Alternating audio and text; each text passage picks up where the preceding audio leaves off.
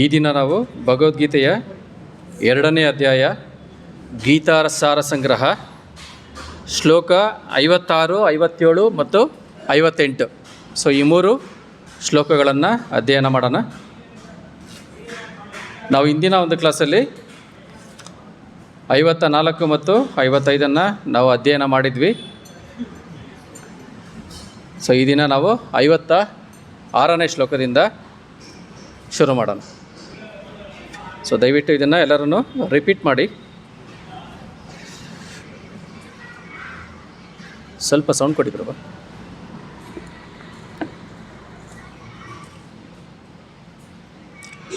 ದುಃಖೇಶು ಅನುದ್ವಿಗ್ನ ಮನಃ, ದುಃಖೇಶು ಅನುದ್ವಿಗ್ನ ಮನಃ, ಸುಖೇಶು ವಿಗತ ಸ್ಪೃಹಃ, ಸುಖೇಶು ವಿಗತ ಸ್ಪೃಹಃ, ವೀತರಾಗ ಭಯಕ್ರೋಧಃ, ವೀತರಾಗ ಭಯಕ್ರೋಧಃ, ಸ್ಥಿತಧೀರ್ಮುನಿರುಚ್ಯತೆ, ಸ್ಥಿತಧೀರ್ಮುನಿರುಚ್ಯತೆ. ದುಃಖೇಶು ಅನುದ್ವಿಗ್ನ ಮನಃ, ಸುಖೇಶು ವಿಗತ ಸ್ಪೃಹಃ, ವೀತರಾಗ ಭಯಕ್ರೋಧಃ, ಸ್ಥಿತಧೀರ್ಮುನಿರುಚ್ಯತೆ. ದುಃಖೇಶು ಅನುದ್ವಿಗ್ನ ಮನಃ, ಸುಖೇಶು ವಿಗತ ಸ್ಪೃಹಃ,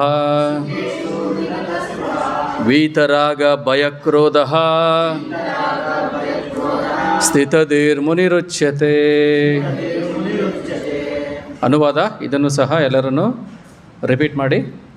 ತ್ರಿವಿಧವಾದ ದುಃಖಗಳಿಂದ ಮನಸ್ಸಿನಲ್ಲಿ ಉದ್ವಿಗ್ನನಾಗದವನು, ಸುಖದಿಂದ ಉಬ್ಬದವನು, ರಾಗ ಭಯ ಕ್ರೋಧಗಳಿಲ್ಲದವನು, ಸ್ಥಿರ ಮನಸ್ಸಿನ ಋಷಿ ಎನಿಸಿಕೊಳ್ಳುತ್ತಾನೆ.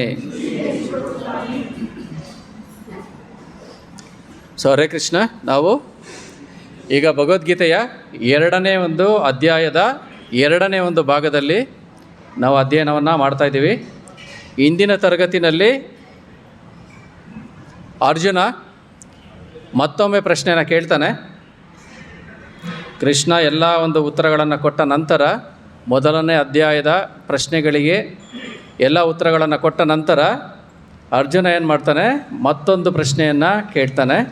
ಅದಕ್ಕೆ ಕೃಷ್ಣ ಇಲ್ಲಿ ಉತ್ತರವನ್ನು ಕೊಡ್ತಾ ಇದ್ದಾರೆ. ಪ್ರಶ್ನೆ ಏನಂತ ಕೇಳಿದರು? ಸ್ಥಿತಪ್ರಜ್ಞಸ್ಯ ಕಾಭಾಷ ಸಮಾಧಿಸ್ತಸ್ಯ ಕೇಶವ. ಅಂದರೆ ಸ್ಥಿತಪ್ರಜ್ಞನಲ್ಲಿ ಇರುವಂತಹ ಒಬ್ಬ ಭಕ್ತ ಅವನು ಯಾವ ರೀತಿ ಇರ್ತಾನೆ, ಯಾವ ರೀತಿ ಮಾತಾಡ್ತಾನೆ, ಅವನ ನಡವಳಿಕೆ ಹೇಗಿರುತ್ತೆ ಅಂತ ಒಂದು ಪ್ರಶ್ನೆನ ಕೇಳ್ತಾರೆ. ಸೊ ಇಂಥ ಒಂದು ಪ್ರಶ್ನೆನ ಅರ್ಜುನ ಏನಕ್ಕೆ ಕೇಳ್ತಾನೆ ಅಂತ ಯೋಚನೆ ಮಾಡಿದ್ದೀರಾ?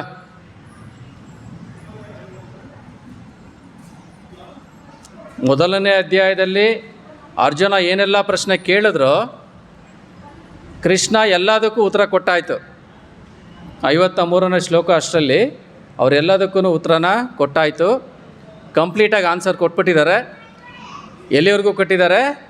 ನಮ್ಮ ಜನನ ಮರಣಗಳ ಚಕ್ರದಿಂದ ಬಿಡುಗಡೆಯಾಗಿ ಭಗವದ್ಧಾಮವನ್ನು ಸೇರೋವರೆಗೂ ಕೃಷ್ಣ ಏನು ಮಾಡಿದ್ದಾರೆ? ಉತ್ತರನ ಕೊಟ್ಟಾಗಿದೆ. ಸೊ ಅದು ಕ್ಲಿಯರ್ ಆಯಿತು, ಆ ಪ್ರಶ್ನೆಗಳಿಗೆ ಉತ್ತರ ಮುಗೀತು. ಆದರೆ ಇಲ್ಲಿ ಅರ್ಜುನ ಏನು ಮಾಡ್ತಾ ಇದ್ದಾರೆ? ಮತ್ತೊಂದು ಪ್ರಶ್ನೆನ ಕೇಳ್ತಾ ಇದ್ದಾರೆ. ಏನಕ್ಕಿರ್ಬೋದು ಕೇಳ್ತಾ ಇರೋದು?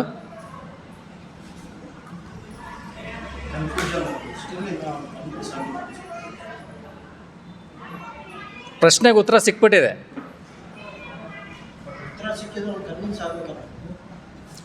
ಸೊ ಅವರು ಈ ಒಂದು ಪ್ರಶ್ನೆನ ಸ್ಥಿತಪ್ರಜ್ಞನಾಗಿರೋಂಥ ಒಬ್ಬ ಭಕ್ತ ಹೇಗಿರ್ತಾನೆ ಅಂತ ಕೇಳ್ತಾ ಇರೋದು.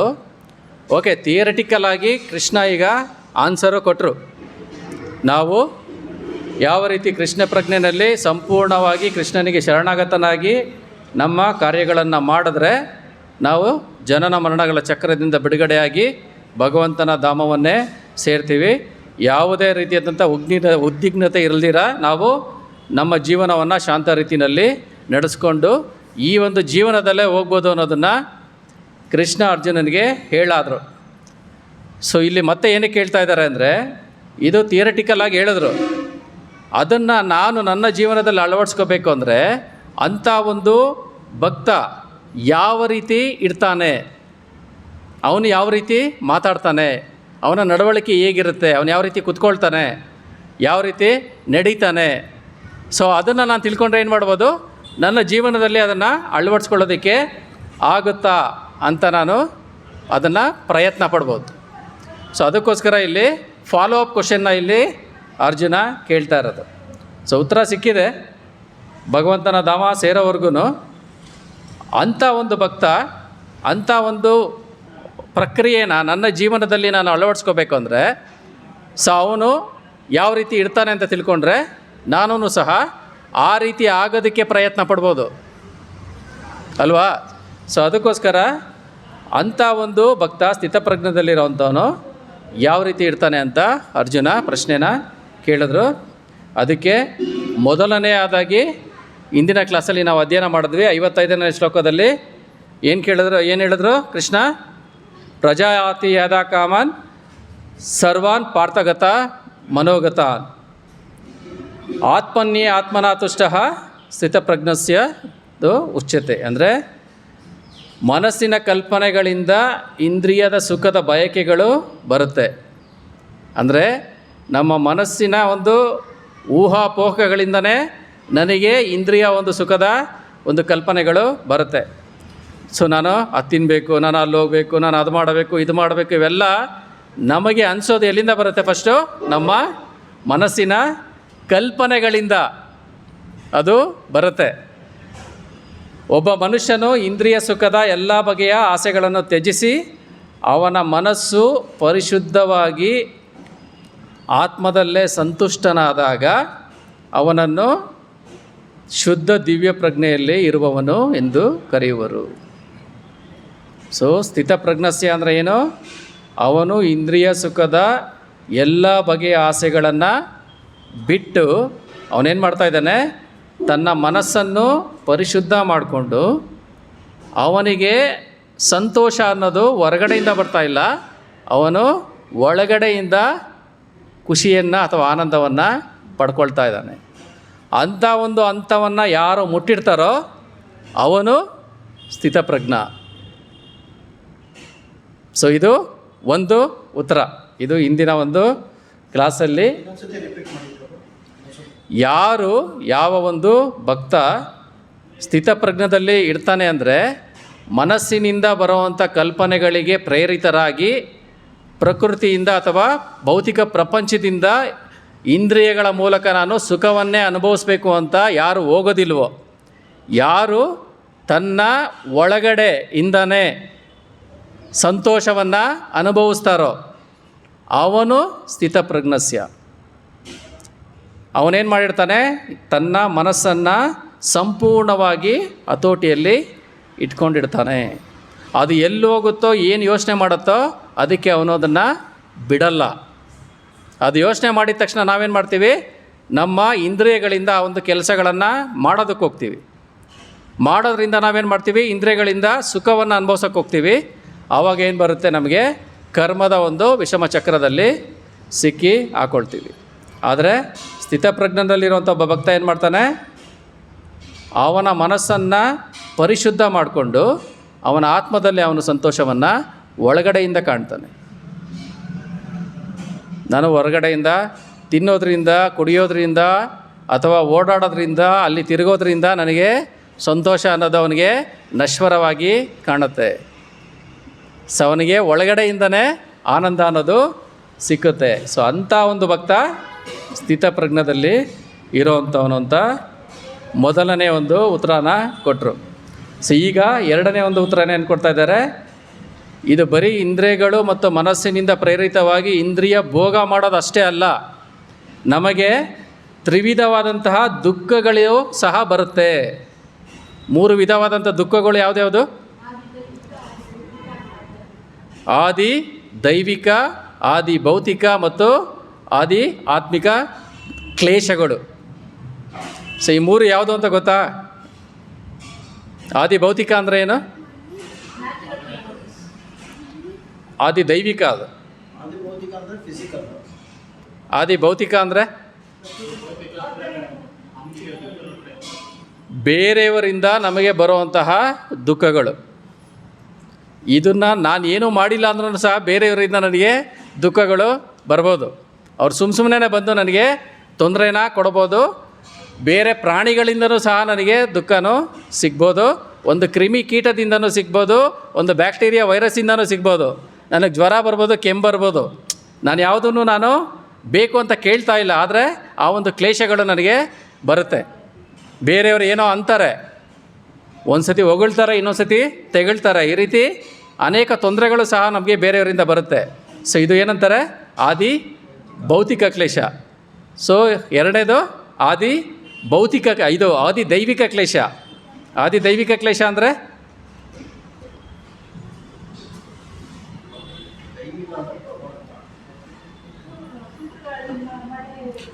ಪ್ರಕೃತಿಯಿಂದ ಬರುವಂತಹ ತೊಂದರೆಗಳು. ಪ್ರಕೃತಿಯಿಂದ ಏನೇನು ಬರುತ್ತೆ?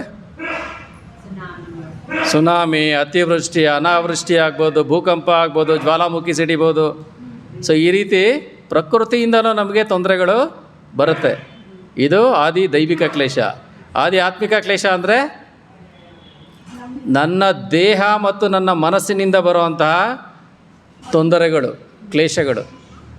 ನಾನು ಏನು ಮಾಡ್ತಾಯಿಲ್ಲ, ಬೇಕಾದ್ರೆ ಸುಮ್ಮನೆ ಮನೆಯಲ್ಲೇ ಕೂತಿದ್ದೀನಿ, ಆದ್ರೂ ನನ್ನ ದೇಹದಿಂದ ಅದು ನೋವುತ್ತೆ, ಇದು ನೋವುತ್ತೆ, ಏನೋ ಒಂದು ತೊಂದರೆ ಬರುತ್ತೆ. ನನ್ನ ಮನಸ್ಸಿನಿಂದನೂ ನನಗೆ ತೊಂದರೆಗಳು ಬರುತ್ತೆ. ಸೊ ಈ ರೀತಿ 3 ವಿಧವಾದಂತಹ ದುಃಖಗಳಿಂದ ಮನಸ್ಸಿನಲ್ಲಿ ಉದ್ವಿಗ್ನತೆ ಆಗದಿರೋವನು ಸ್ಥಿತಧೀರ್ನಲ್ಲಿರುವಂತಹ ಭಕ್ತ, ಸ್ಥಿತಪ್ರಜ್ಞಸ್ಯ. ಸೊ 3 ತ್ರಿವಿಧಗಳಿಂದ ಬರುವಂಥ ದುಃಖಗಳಿಂದನೂ ಉದ್ವಿಗ್ನತೆ ಆಗದೇ ಇರೋವನು ಯಾರು? ಸ್ಥಿತಪ್ರಜ್ಞಸ್ಯ. ಅವನಿಗೆ ಹೌದು, ಅದು ಬರುತ್ತೆ ಮುಂದೆ. ಸೊ ಅವನಿಗೆ ಏನೋ ಬೇರೆಯವರು ತೊಂದರೆ ಮಾಡಿದ್ರು ಅವನಿಗೆ ಏನು ಹೆಚ್ಚು ಕಡಿಮೆ ಆಗಲ್ಲ. ಪ್ರಕೃತಿಯಿಂದ ಏನೇ ತೊಂದರೆ ಬರ್ತಾಯಿದ್ರೂ ಅವನು ವಿಚಲಿತ ಆಗಲ್ಲ. ತೊಂದರೆ ಬರಲ್ಲ ಅಂತಲ್ಲ, ಅದರಿಂದ ಅವನು ವಿಚಲಿತ ಆಗಲ್ಲ. ಅದನ್ನು ಅವನೇನು ಮಾಡ್ತಾನೆ? ಸ್ವೀಕಾರ ಮಾಡ್ತಾನೆ ಆರಾಮಾಗಿ. ತನ್ನ ದೇಹದಿಂದ ತೊಂದರೆ ಬಂದ್ರೂ ಸ್ವೀಕಾರ ಮಾಡ್ತಾನೆ, ಬೇರೆಯವರಿಂದ ತೊಂದರೆ ಬಂದ್ರೂ ಸ್ವೀಕಾರ ಅವನು ಮಾಡ್ತಾನೆ. ಆವಾಗಲೂ ಏನು ಮಾಡ್ತಾನೆ? ಅವನು ಸ್ಥಿರವಾಗಿ ಇರ್ತಾನೆ.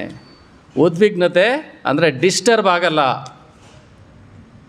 ಅಂಥವನು ಸ್ಥಿತ ಪ್ರಜ್ಞಸ್ಯ. ಆಮೇಲೆ ಸುಖದಿಂದ ಉಬ್ಬದವನು. ಸುಖ ಬಂದಿದ ತಕ್ಷಣ ನಾವೇನು ಮಾಡ್ತೀವಿ?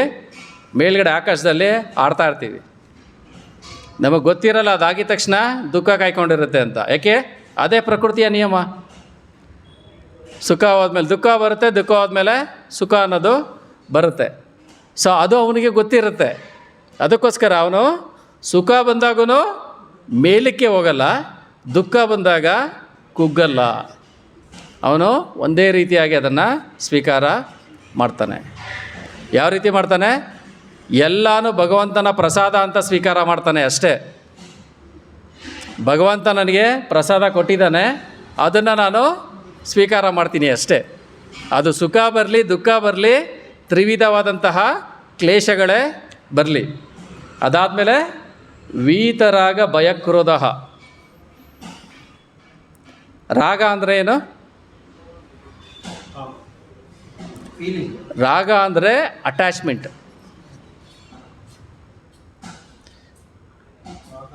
ಆಸಕ್ತಿ ಅಥವಾ ಅಟ್ಯಾಚ್ಮೆಂಟು ರಾಗ.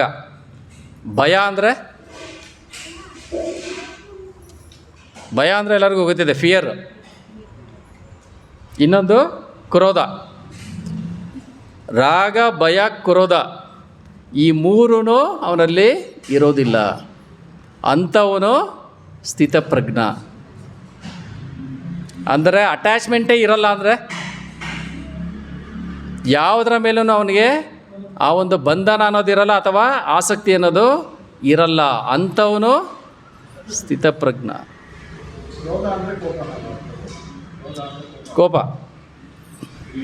ಭಯ ಅಂದರೆ ಯಾವುದರಿಂದನೂ ಅವನಿಗೆ ಭಯ ಅನ್ನೋದಿರಲ್ಲ. ನನಗೆ ನಾಳೆ ಊಟ ಸಿಗುತ್ತೋ ಇಲ್ವೋ ಅಂತಲೂ ಭಯ ಇಲ್ಲ, ಬೇರೆ ಯಾರನ್ನ ತೊಂದರೆ ಕೊಡ್ತಾರ ಅನ್ನೋದು ಭಯ ಇಲ್ಲ, ಪ್ರಕೃತಿಯಿಂದ ಏನೇ ತೊಂದರೆ ಬರುತ್ತಾ ಅನ್ನೋದಕ್ಕೂ ಭಯ ಇಲ್ಲ ಅವನಿಗೆ. ಎಲ್ಲವನ್ನು ಏನು ಮಾಡ್ತಾನೆ, ಭಗವಂತನ ಪ್ರಸಾದವಾಗಿ ಅವನು ಸ್ವೀಕಾರ ಮಾಡ್ತಾ ಇದ್ದಾನೆ. ಯಾವುದರ ಮೇಲೂ ಆಸಕ್ತಿ ಇಲ್ಲ, ಅಟ್ಯಾಚ್ಮೆಂಟ್ ಅನ್ನೋದು ಇಲ್ಲ. ಅಂಥವನು ಸ್ಥಿತ ಪ್ರಜ್ಞಸ್ಯ.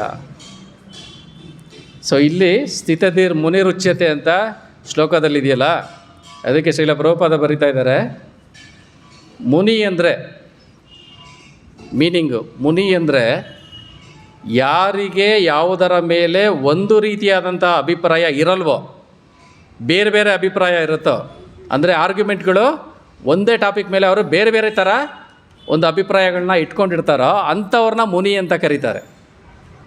ಮುನಿ ಅಂದರೆ ಅವ್ರು ಯಾವಾಗಲೂ ಏನು ಮಾಡ್ತಾ ಇರ್ತಾರೆ, ಬೇರೆ ಬೇರೆ ಥರ ಅದನ್ನು ಯೋಚನೆ ಮಾಡಿ ಅದರ ಮೇಲೆ ಅವರು ಒಂದು ಫೋಕಸನ್ನು ಮಾಡ್ತಾ ಇರ್ತಾರೆ. ಅಂದರೆ ಒಂದು ರೀತಿಯಾದಂಥ ಅಭಿಪ್ರಾಯ ಒಂದು ಮುನಿಗೂ ಇನ್ನೊಂದು ಮುನಿಗೂ ಇರಲ್ಲ, ಬೇರೆ ಒಪಿನಿಯನ್ಸೇ ಇರುತ್ತೆ, ಬೇರೆ ಅಭಿಪ್ರಾಯಗಳೇ ಇರುತ್ತೆ.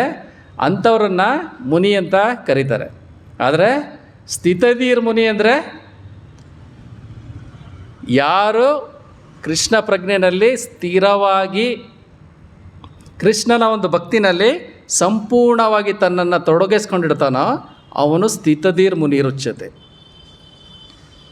ಯಾಕೆ ಅವನು ಏನು ಮಾಡ್ತಾನೆ, ಪ್ರತಿಯೊಂದನ್ನು ಭಗವಂತನ ಪ್ರಸಾದವಾಗಿ ಎಲ್ಲನೂ ಸ್ವೀಕಾರ ಮಾಡ್ತಾನೆ. ಇದ್ಯಾವುದೂ ಅವನನ್ನು ಡಿಸ್ಟರ್ಬು ಮಾಡಲ್ಲ. ನಾವು ಅನ್ಕೋಬೋದು ಇದೆಲ್ಲ ಬಿಡು ನಾನು ಕಂಟ್ರೋಲ್ ಮಾಡ್ತೀನಿ ಅಂತ. ಏನು ದುಃಖ ಬಂದಾಗ ನಾನೇನು ಹತ್ಕೊಂಡು ಕೂತಿಲ್ಲ, ಸುಖ ಬಂದಾಗ ನಾನು ಏನು ಕುಣ್ಕೊಂಡೇನು ಹೋಗಿಲ್ಲ, ನಾನು ನಾರ್ಮಲಾಗೇ ಇದ್ದೀನಿ, ಬ್ಯಾಲೆನ್ಸ್ಡಾಗೇ ಇದ್ದೀನಿ ಅಂತ ನಾವೆಲ್ಲರೂ ಅನ್ಕೋಬೋದು. ಅಥವಾ ನನಗೂ ಯಾರಿಗೂ ಅಷ್ಟೊಂದು ಅಟ್ಯಾಚ್ಮೆಂಟ್ ಇಲ್ಲ, ನನಗೂ ಭಯ ಆಗಲ್ಲ, ನನಗೂ ಕೋಪ ಬರಲ್ಲ, ಸೊ ನಾನು ಆ ಲೆವೆಲ್ಗೆ ಬಂದ್ಬಿಟ್ಟಿದ್ದೀನಿ ಅಂತ ನಾವು ಅನ್ಕೋಬೋದು. ಆದರೆ ಇವೆಲ್ಲ ಇದೆಯಲ್ಲ, ಇದು ಅತ್ಯಂತ ಏನೋ ಒಂಥರ ಜಾಸ್ತಿ ಸಾಮರ್ಥ್ಯವಿರೋ ಅತ್ಯಂತ ಕಠಿಣವಾದಂತಹ ಒಂದು ರೋಗಗಳಿದು. ಇದು ಅಷ್ಟೊಂದು ಸುಲಭವಾಗಿ ನಾವು ಅದನ್ನು ಕಂಟ್ರೋಲ್ ಮಾಡೋಕ್ಕಾಗಲ್ಲ. ಇದನ್ನು ನಾವು ತಿಳ್ಕೋಬೇಕು ಅಂದರೆ ಒಂದೇ ಒಂದು ಸಣ್ಣ ಉದಾಹರಣೆನ ತಗೊಳ್ಳೋಣ. ಒಂದು ಅಟ್ಯಾಚ್ಮೆಂಟ್ ಅನ್ನೋದು ಎಷ್ಟು ಭಯಂಕರವಾಗಿರುತ್ತೆ, ಯಾವ ರೀತಿ ಇರುತ್ತೆ ಅನ್ನೋದಕ್ಕೆ ಒಂದು ಸಣ್ಣ ಕಥೆಯಿಂದ ಅದನ್ನು ಅರ್ಥ ಮಾಡ್ಕೊಳ್ಳೋಣ. ನಾವೆಲ್ಲರೂ ಅಂದ್ಕೊತೀವಿ ನನಗೂ ಯಾವ ಅಟ್ಯಾಚ್ಮೆಂಟ್ ಇಲ್ಲ, ಬಂದಂಗೆ ಬರಲಿ ಅಂತಲೇ ನಾನು ಬಾಳ್ತಾ ಇದ್ದೀನಿ. ಸೊ ಆ ರೀತಿಯೆಲ್ಲ ನಾವು ಅಂದ್ಕೊಂಬಿಡ್ತೀವಿ. ಆದರೆ ಭೌತಿಕ ಪ್ರಪಂಚದಲ್ಲಿ ಈ ಒಂದು ದೇಹದಲ್ಲಿ ಇರೋವರೆಗೂ ನಮಗೆಲ್ಲರಿಗೂ ಅಟ್ಯಾಚ್ಮೆಂಟ್ ಇದ್ದೇ ಇರುತ್ತೆ. ಅದರಿಂದ ಮೀರಬೇಕು, ಸಂಪೂರ್ಣವಾಗಿ ಅವನಿಗೆ ಶರಣಾಗಿ ಅದನ್ನು ಮೀರಿದ್ರೇ ಆ ಅಟ್ಯಾಚ್ಮೆಂಟ್ ಅನ್ನೋದು ಹೋಗೋದು. ಇಲ್ಲಾಂದರೆ ಆ ಅಟ್ಯಾಚ್ಮೆಂಟ್ ಅನ್ನೋದು ಇದ್ದೇ ಇರುತ್ತೆ. ಅಟ್ಲೀಸ್ಟ್ ನಮ್ಮ ಮನೆಯವ್ರ ಮೇಲೆ, ಸಂಬಂಧಿಕರ ಮೇಲೆ, ಕಡೆಗೆ ನನ್ನ ಮೇಲೆ ಇರುತ್ತೆ. ಈ ದೇಹದ ಮೇಲೇ ಅಟ್ಯಾಚ್ಮೆಂಟ್ ಇರುತ್ತೆ. ನಾವು ಬಿಟ್ಟು ಹೋಗೋದಕ್ಕೂ ನಾವು ಮನಸ್ಸು ಮಾಡಲ್ಲ, ಆ ರೀತಿ ನಾವು ಅಟ್ಯಾಚ್ ಆಗೇ ಇರ್ತೀವಿ. ಅಷ್ಟೊಂದು ಪ್ರಬಲವಾಗಿರೋದು ಈ ಭೌತಿಕ ಪ್ರಪಂಚದ ಮಾಯೆ. ಇದು ಅಷ್ಟೊಂದು ಸುಲಭವಾಗಿ ನಮ್ಮಿಂದ ಬಿಡಲ್ಲ ಅದು. ಸೊ ಅದನ್ನು ಅರ್ಥ ಮಾಡ್ಕೊಳ್ಳೋಕ್ಕೆ ಒಂದೇ ಒಂದು ಚಿಕ್ಕ ಒಂದು ಕಥೆಯಿಂದ ಇದನ್ನು ಅರ್ಥ ಮಾಡ್ಕೊಳ್ಳೋಣ. ಸೊ ಸ್ವರ್ಗದ ಒಂದು ಅಧಿಪತಿ ಯಾರು? ಇಂದ್ರ. ಸೊ ಇದು ಇಂದ್ರ ಮತ್ತು ನಾರದ ಮಹರ್ಷಿಗಳ ಒಂದು ಕತೆ. ಸೊ ಇಂದ್ರ ಏನು ಮಾಡ್ತಾನೆ, ಒಂದು ದಿನ ಸ್ವರ್ಗದಿಂದ ಭೂಲೋಕದಲ್ಲಿರೋವಂಥವ್ರನ್ನೆಲ್ಲ ನೋಡ್ಬಿಟ್ಟು ಅವನಿಗೊಂಥರ ನಗು ಬರುತ್ತೆ. ಇವ್ರು ಏನಪ್ಪ, ಇವರು ಇಷ್ಟೊಂದು ಅಟ್ಯಾಚ್ಮೆಂಟಿಂದ, ಇಷ್ಟೊಂದು ಬಂಧನಗಳಿಂದ, ಸಂಸಾರದಲ್ಲಿ ಹೆಂಗಂದರೆ ಹಂಗೆ ಬಾಳ್ಕೊಂಡು ಇಷ್ಟೊಂದು ಕೀಳಾಗಿರೋವಂಥ ಜೀವನನ ಮಾಡ್ತಾಯಿದ್ದಾರೆ. ನಾವು ಸ್ವರ್ಗದಲ್ಲಿ ಯಾವ ರೀತಿ ನಾವು ಎಂಜಾಯ್ ಮಾಡ್ತಾಯಿದ್ದೀವಿ ಅಂತ ಅವನೇನು ಮಾಡ್ತಾನೆ, ಇಂದ್ರ ನಾರದ ಮಹರ್ಷಿಗಳ ಹತ್ರ ಬಂದ್ಬಿಟ್ಟು ಅವರು ತಮ್ಮ ಅನಿಸಿಕೆಗಳನ್ನು ಹೇಳ್ಕೊತಾರೆ. ಅದಕ್ಕೆ ನಾರದ ಮಹರ್ಷಿಗಳು ಏನು ಮಾಡ್ತಾರೆ ಗೊತ್ತಾ, ಒಂದೇ ಒಂದು ಎಕ್ಸ್ಪೆರಿಮೆಂಟ್ ಮಾಡೋಣ, ನೀನೇ ಒಂದು ಸ್ವಲ್ಪ ದಿನ ಭೌತಿಕ ಪ್ರಪಂಚಕ್ಕೆ ಬಾ, ಅದು ಏನು ಅಂತ ನಿಮಗೆ ಅದರ ಒಂದು ಬಂಧನ ಅಂದರೆ ಏನು ಅಂತ ಗೊತ್ತಾಗುತ್ತೆ ಅಂತ ಅವರು ಹೇಳ್ತಾರೆ. ಇಂದ್ರ ಆಯಿತು, ನಾನು ಸ್ವರ್ಗಾಧಿಪತಿ, ಸ್ವರ್ಗನ ಆಳೋ ಅಂಥವ್ನು ನಾನು, ನನಗೆ ಯಾವ ಟೆಸ್ಟು ಅಂದ್ಬಿಟ್ಟು ಅವ್ರೇನು ಮಾಡ್ತಾರೆ, ಭೌತಿಕ ಪ್ರಪಂಚಕ್ಕೆ ಬರ್ತಾರೆ. ಅವ್ರಿಗೆ ಎಂಥ ಒಂದು ಜನ್ಮ ಕೊಡ್ತಾರೆ ಗೊತ್ತಾ, ಹಂದಿಯಾಗಿ ಒಂದು ಜನ್ಮ ಕೊಡ್ತಾರೆ. ರಾಜ ಇಂದ್ರ ಸ್ವರ್ಗಾಧಿಪತಿ, ಏನಾಗ್ತಾನೆ? ಭೌತಿಕ ಪ್ರಪಂಚದಲ್ಲಿ ಬಂದ್ಬಿಟ್ಟು ಹಂದಿ ಆಗ್ತಾನೆ. ನಿಮಗೆಲ್ಲರಿಗೂ ಗೊತ್ತಿದೆ ಹಂದಿ ಎಲ್ಲಿ ವಾಸ ಮಾಡುತ್ತೆ, ಏನು ತಿನ್ನುತ್ತೆ, ಎಲ್ಲಿ ಮಲಗುತ್ತೆ. ಅದಕ್ಕೆ ಬೇಕಿರೋದೇ ಮೋರಿ. ಇಲ್ಲಿ ಹುಟ್ಟಿ ಇಲ್ಲಿ ಸ್ವಲ್ಪ ದಿನ ಆದಮೇಲೆ ಅದೇ ಇಂದ್ರ ಹಂದಿ ಆಗಿರೋನು ಆ ಒಂದು ಜೀವನಕ್ಕೆ ಹೊಂದ್ಕೊಳ್ತಾನೆ. ಮೋರಿನಲ್ಲಿ ತಿರ್ಕೊಂಡು ತಿನ್ಕೊಂಡಿರೋದೇ ಅವನಿಗೆ ಏನು ಮಾಡುತ್ತೆ? ಆನಂದ ಕೊಡೋಕ್ಕೆ ಶುರು ಮಾಡುತ್ತೆ. ಅದೇ ಒಂದು ಜೀವನದಲ್ಲ ಎಂಜಾಯ್ ಮಾಡೋಕ್ಕೆ ಶುರು ಮಾಡ್ತಾನೆ. ಮೋರಿನಲ್ಲಿ ತಿರ್ಕೊಂಡು ಅಲ್ಲೇ ಮಲ್ಕೊಂಡು ಆ ಒಂದು ಹೊಲಸನ್ನು ತಿನ್ಕೊಂಡು ಇರೋವಂಥ ಜೀವನನ ಅವನು ಏನು ಮಾಡ್ತಾನೆ? ಎಂಜಾಯ್ ಮಾಡಿಕೊಂಡು ಜೀವನ ಮಾಡೋದಕ್ಕೆ ಅವನು ಈ ಒಂದು ಭೌತಿಕ ಪ್ರಪಂಚದಲ್ಲಿ ಶುರು ಮಾಡ್ತಾನೆ. ಕಡೆಗೆ ಏನು ಮಾಡ್ತಾನೆ? ಇನ್ನೊಂದು ಹಂದಿ ಜೊತೆ ಮದುವೆ ಆಗ್ತಾನೆ. ಕಡೆಗೆ ಅವನಿಗೆ ಮಕ್ಕಳಾಗತ್ತೆ. ತನ್ನ ಕುಟುಂಬದ ಜೊತೆ ಅವನೇನು ಮಾಡ್ತಾನೆ? ಸುಖವಾಗಿ ಜೀವನನ ಮಾಡ್ತಾ ಇರ್ತಾನೆ. ಇದೇ ರೀತಿ ಅವನಿಗೆ ಸಂಪೂರ್ಣವಾಗಿ ಮರ್ತೇ ಹೋಗಿರ್ತಾನೆ, ನಾನು ಇಂದ್ರ ಸ್ವರ್ಗದ ಅಧಿಪತಿ ಅಂತ. ಇಲ್ಲಿ ಸಂತೋಷವಾಗಿ ಅವನೊಂದು ಹಂದಿ, ಅವನ ಹೆಂಡತಿ ಹಂದಿ, ಮಕ್ಕಳಂದಿ ಮಾಡ್ಕೊಂಡು ಅವನು ಆರಾಮಾಗೆ ಮೋರಿನಲ್ಲಿ ತಿನ್ಕೊಂಡು ಅಲ್ಲೇ ಮಲ್ಕೊಂಡು ಎಂಜಾಯ್ ಮಾಡಿಕೊಂಡು ಇರ್ತಾನೆ. ದೇವತೆಗಳಿಗೆಲ್ಲ ಎಲ್ಲಪ್ಪ ನಮ್ಮ ರಾಜನೇ ಇಲ್ಲ ನಮ್ಮ ಇದರಲ್ಲಿ, ಎಲ್ಲಿ ಹೋದ ಅಂತ ಅವ್ರಿಗೆಲ್ಲ ಒಂಥರ ಇದಾಗತ್ತೆ. ಆಮೇಲೆ ಹೋಗ್ಬಿಟ್ಟು ಇವ್ರನ್ನ ಕೇಳಿದ್ರೆ, ನಿಮ್ಮ ಇಂದ್ರ ಭೂಲೋಕದಲ್ಲಿ ಅಲ್ಲಿದ್ದಾನೆ ನೋಡಿ ಅಂತ ಅವರು ತೋರಿಸ್ತಾರೆ. ಕಡೆಗೆ ಅವ್ರು ಹೋಗ್ಬಿಟ್ಟು ಅವ್ರನ್ನ ಕೇಳ್ತಾರೆ, ಅಯ್ಯೋ ಇಂದ್ರ, ಏನಿದು ನೀನು ಈ ರೀತಿ ಆಗೋಗಿದೆಯಾ, ದಯವಿಟ್ಟು ನೀನು ಸ್ವರ್ಗಕ್ಕೆ ವಾಪಸ್ ಬಾ ಅಂತ. ಅವಾಗ ಇಂದ್ರ ಏನು ಹೇಳ್ತಾನೆ ಗೊತ್ತಾ? ಯಾರು ನೀವು, ಏನು ಹೇಳ್ತಾ ಇದ್ದೀರಾ? ನಾನು ಹೆಂಡ್ತಿನ ನೋಡ್ಕೋಬೇಕು, ನನ್ನ ಮಕ್ಕಳನ್ನ ನೋಡ್ಕೋಬೇಕು, ಅವ್ರಿಗೆ ಮದುವೆ ಮಾಡಬೇಕು, ನನಗಿಲ್ಲ ಎಷ್ಟೊಂದು ಕೆಲಸಗಳಿದೆ, ನೀನು ನೋಡ್ರೆ ಸ್ವರ್ಗಕ್ಕೆ ಬಾ ಅಂತ ಹೇಳ್ತಾ ಇದೆಯಾ ಅಂತ ಅವರು ಬೈಯೋದಕ್ಕೆ ಶುರು ಮಾಡ್ತಾರೆ. ಇದು ಅಟ್ಯಾಚ್ಮೆಂಟ್ ಅಂದರೆ. ಇಲ್ಲಿ ಕೃಷ್ಣ ಹೇಳ್ತಾರಂಥ ರಾಗ ಇದೆಯಲ್ಲ, ಇದು ಅಟ್ಯಾಚ್ಮೆಂಟ್. ಕಡೆಗೆ ಅವರನ್ನು ಆ ಒಂದು ದೇಹದಿಂದ ಹೊರಗಡೆ ತಗೊಂಡ್ಬರ್ತಾರೆ. ಆವಾಗ ಅದು ಬಿಡುತ್ತೆ. ಆವಾಗ ಅವ್ರಿಗೆ ಶಾಕ್ ಆಗುತ್ತೆ, ನಾನು ಈ ಮೋರಿನಲ್ಲಿ ಬಿದ್ದಿದ್ನ ಅಂತ. ಅಲ್ಲಿವರೆಗೂ ಅದು ಹೋಗಲ್ಲ. ಅಂಥದ್ದು ಅಟ್ಯಾಚ್ಮೆಂಟ್. ನಾವು ಸಾಯೋ ಸಮಯ ಬಂದ್ರೂ ನಮ್ಮಲ್ಲಿ ಅಟ್ಯಾಚ್ಮೆಂಟ್ ಅನ್ನೋದು ಹೋಗಲ್ಲ. ಅಲ್ಟಿಮೇಟ್ಲಿ ನನಗೆಲ್ಲ ರೋಗ ಬಂದು ಸಣಕಲಾಗಿ ದೇಹದಲ್ಲಿ ಯಾವುದೇ ಒಂದು ಮಾಂಸ ಇಲ್ಲದೇ ಇರೋ ಥರ ಆದ್ರೂ ನಾನು ಈ ದೇಹನ ಬಿಟ್ಟು ಹೋಗಬೇಕು ಅಂತ ನನಗೆ ಅನಿಸಲ್ಲ. ನಾನು ಅದನ್ನೇ ಹಿಡ್ಕೊಂಡು ನನಗಿದು ಬೇಕು ಬೇಕು ಬೇಕು ಅಂತಲೇ ಅಂದ್ಕೊತಾ ಇರ್ತೀನಿ. ಕಡೆಗೆ ನಮ್ಮವರು, ನಮ್ಮ ಮನೆಯವರು, ನನ್ನ ಹೆಂಡ್ತಿ, ನನ್ನ ಮಕ್ಕಳು, ನನ್ನ ಮೊಮ್ಮಕ್ಕಳು, ನನ್ನ ಸ್ನೇಹಿತರು, ನನ್ನ ಸಂಬಂಧಿಕರು, ಅವರು ನಾನು ಸಾಯ್ಬೇಕಾದ್ರೆ ಅವ್ರು ನನ್ನನ್ನು ನೋಡೋಕ್ಕೆ ಬಂದ್ರ, ನಾನು ಅವ್ರನ್ನ ನೋಡೋದ್ನ, ನಾನು ಅದನ್ನು ತಿನ್ನ, ನಾನು ಇದನ್ನು ಬಿಟ್ಟನ, ನನ್ನ ಆಸ್ತಿ ಯಾರ್ಯಾರು ಕೊಟ್ಟೆ, ಯಾರ್ಯಾರು ಹಂಚ್ಕೊಂಡಿದ್ದಾರೆ, ಯಾರ್ಯಾರು ಕಿತ್ತಾಡ್ತಾ ಇದ್ದಾರೆ. ಸೊ ಬರೀ ಇದರಲ್ಲೇ ಮುಳುಗೋಗಿರ್ತೀವಿ. ಅದು ಯಾವತ್ತೂ ಹೋಗಲ್ಲ. ಸ್ಥಿತಧೀರ್ ಮುನಿ ಅಂದರೆ ಯಾರು? ಸ್ಥಿತಪ್ರಜ್ಞಸ್ಯ ಅಂದರೆ ಯಾರು? ಇದ್ದು ಇಡದೇ ಇರೋವಂಥವನು ಸ್ಥಿತಪ್ರಜ್ಞಸ್ಯ. ಯಾವ ರೀತಿ? ಎಲ್ಲ ಕೀರ್ತನೆಗಳಲ್ಲಿ, ಎಲ್ಲ ಶಾಸ್ತ್ರಗಳಲ್ಲಿ ಕೊಡುವಂಥ ಎಕ್ಸಾಂಪಲ್ ಏನು? ತಾವರೆ ಹೂವಿನ ಥರ. ತಾವರೆ ಹೂವು ಕೆಸರಲ್ಲಿ ಇರ್ಬೋದು. ತಾವರೆ ಹೂವಿಗೆ ಒಂದೇ ಒಂದು ಕೆಸರಿನ ಒಂದೇ ಒಂದು ಬಿಂದು ಸಹ ಅದಕ್ಕೆ ಅಂಟ್ಕೊಳ್ಳಲ್ಲ. ಅದೇನಾಗುತ್ತೆ? ಇದ್ದು ಇಡದೇ ಇರೋ ಥರ ಇರುತ್ತೆ. ಸೊ ಪುರಂದರದಾಸರು ಏನು ಹೇಳಿರೋದು? ಇರಬೇಕು, ಇರದಿರಬೇಕು. ಈ ಒಂದು ಭೌತಿಕ ಪ್ರಪಂಚದಲ್ಲಿ ಇರಬೇಕು, ಇಡದೇ ಇರೋ ಥರನೂ ಇರಬೇಕು ಅಂತ. ಇದು ಅಷ್ಟೊಂದು ಭಯಂಕರವಾಗಿರುವಂತಹ ರಾಗ ಇಲ್ಲಿ ಕೃಷ್ಣ ಹೇಳ್ತಾ ಇರೋದು. ಭಯನೂ ಅಷ್ಟೇ. ನಾವು ಮಾಡೋವಂಥ ಪ್ರತಿಯೊಂದು ಆ್ಯಕ್ಟಿವಿಟಿ ಈ ಭಯದಿಂದನೇ ನಾವು ಮಾಡ್ತಾ ಇರೋದು. ನಾನೇನು ಮಾಡಿಲ್ಲ ಅಂದರೆ ನನಗೇನು ಊಟ ಸಿಗಲ್ಲ ಅಂತಲ್ಲ. ಆದರೂ ನಾನೇನು ಮಾಡ್ತೀನಿ? ಇಲ್ಲದೇ ಇರೋದನ್ನು ಯೋಚನೆ ಮಾಡಿ ಮಾಡಿ ಮಾಡಿ ಮಾಡಿ ಮುಂದೆ ಏನಾಗುತ್ತೆ, ಇದೇನಾಗುತ್ತೆ, ಅದು ಮಾಡಿಲ್ಲ ಅಂದರೆ ಏನಾಗುತ್ತೆ ಅಂತ ಏನೋ ಒಂದು ಕೆಲಸ, ಏನೋ ಒಂದು ಪ್ಲ್ಯಾನು, ಏನೋ ಒಂದನ್ನು ನಾನು ಮಾಡ್ತಾನೆ ಇರ್ತೀನಿ. ಏನಕ್ಕೆ ಮಾಡ್ತೀನಿ? ನನ್ನಲ್ಲಿ ಭಯ ಇದೆ, ಭವಿಷ್ಯದ ಒಂದು ಭಯ ಇದೆ, ಅದಕ್ಕೋಸ್ಕರ ನಾನು ಮಾಡ್ತಾ ಇರ್ತೀನಿ. ಯಾವ ರೀತಿ ಮಾಡ್ತೀನಿ? ಉದ್ವಿಗ್ನತೆಯಿಂದ ಮಾಡ್ತಾ ಇರ್ತೀನಿ, ಶಾಂತವಾಗಿ ಮಾಡಲ್ಲ. ಹೋರಾಟ ಮಾಡ್ತಾನೆ ಇರ್ತೀನಿ ಇಡೀ ಜೀವನ. ಆ ಒಂದು ಭಯ ಇಲ್ಲಿ ಹೇಳ್ತಾ ಇರೋದು. ನನಗೆ ಏನು ಬೇಕೋ ಅದು ಸಿಗದೇ ಇರಬೇಕಾದ್ರೆ ಪ್ರತಿಯೊಂದ್ರ ಮೇಲೂ ನನಗೇನು ಬರುತ್ತೆ? ಕೋಪ ಅನ್ನೋದು ಬರುತ್ತೆ. ನನಗೇನು ಬೇಕೋ ಅದು ಆಗದೇ ಇರಬೇಕಾದ್ರೆ ನನಗೇನು ಬರುತ್ತೆ? ಕೋಪ ಅನ್ನೋದು ಬಂದೇ ಬರುತ್ತೆ. ಆ ಒಂದು ಕ್ರೋಧ ಇಲ್ಲಿ ಕೃಷ್ಣ ಹೇಳ್ತಾ ಇರೋದು. ಆ ವೀತರಾಗ ಭಯ ಕ್ರೋಧ ಇಲ್ಲಿ ಕೃಷ್ಣ ಹೇಳ್ತಾ ಇರೋದು ಅದು. ಅದನ್ನು ನಾವು ಏನು ಮಾಡಬೇಕು? ಭಗವಂತನ ಪ್ರಸಾದ ಅಂತ ಸ್ವೀಕಾರ ಮಾಡುವಂಥ ಒಂದು ಹಂತಕ್ಕೆ ನಾವು ಹೋಗಬೇಕು.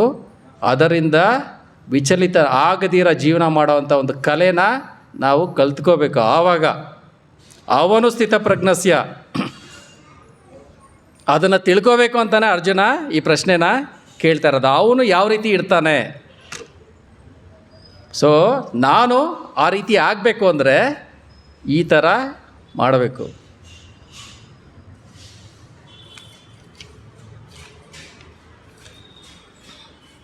ಇಲ್ಲಿ ಶ್ರೀಲ ಪ್ರಭುಪಾದರು ಆ್ಯಕ್ಚುಲಿ ಒಂದು ಅತ್ಯಂತ ಮುಖ್ಯವಾಗಿರೋಂಥ ಒಂದು ಪಾಯಿಂಟ್ಸ್ಗಳನ್ನ ಇಲ್ಲಿ ಹೇಳ್ತಾ ಇದ್ದಾರೆ. ಪ್ರಶಾಂತವಾಗಿರುವಂತಹ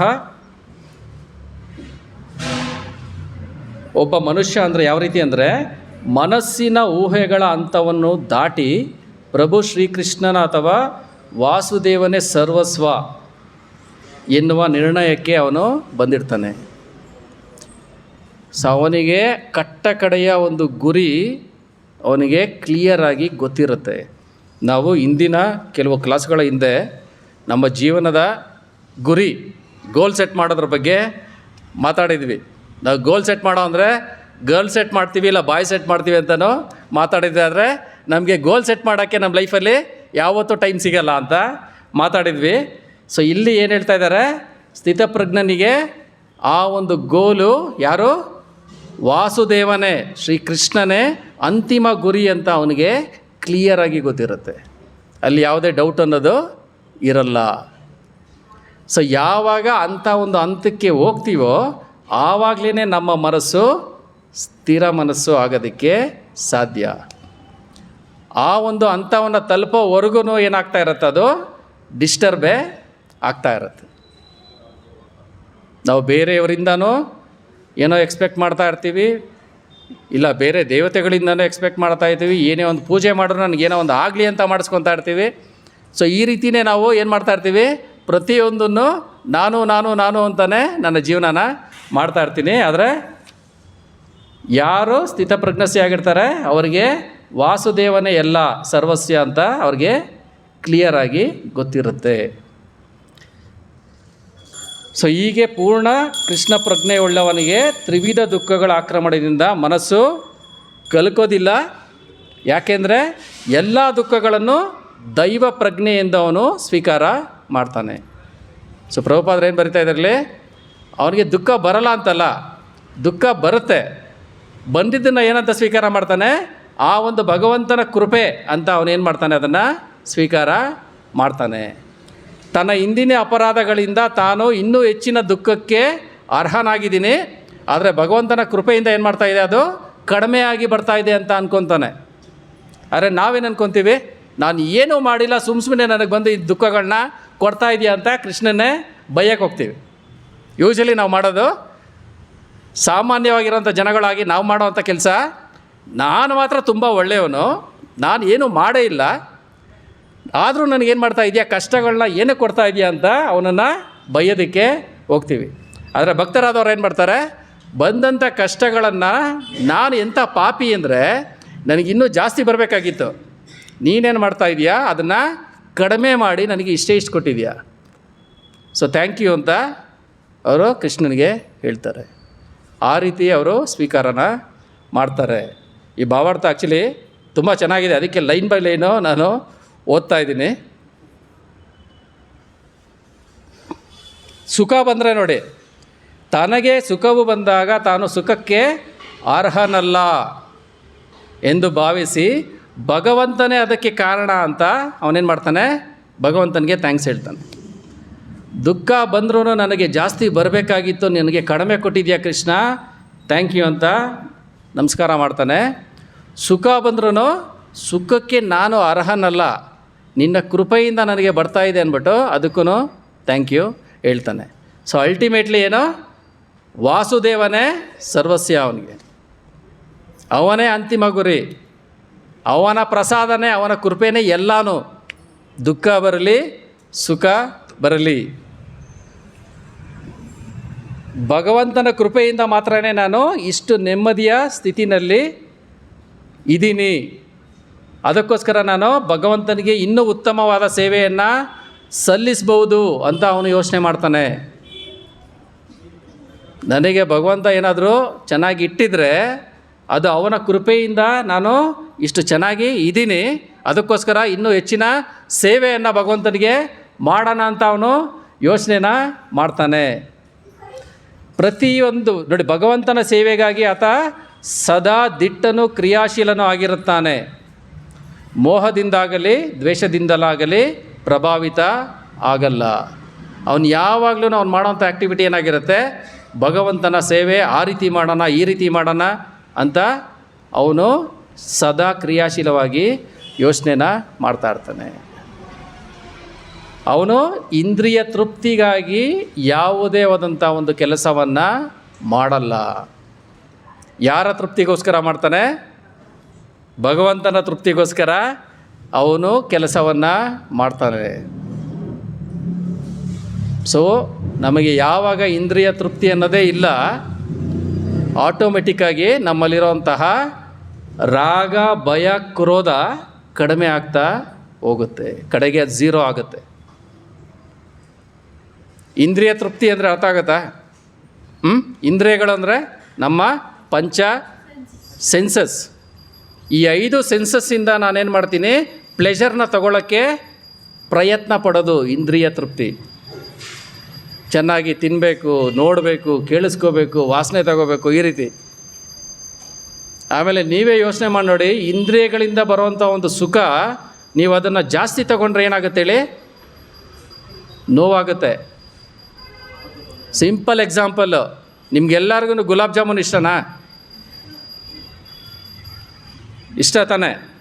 1 ಗುಲಾಬ್ ಜಾಮೂನ್ ತಿಂದ್ರಿ ವಾವ್ ಅನಿಸುತ್ತೆ.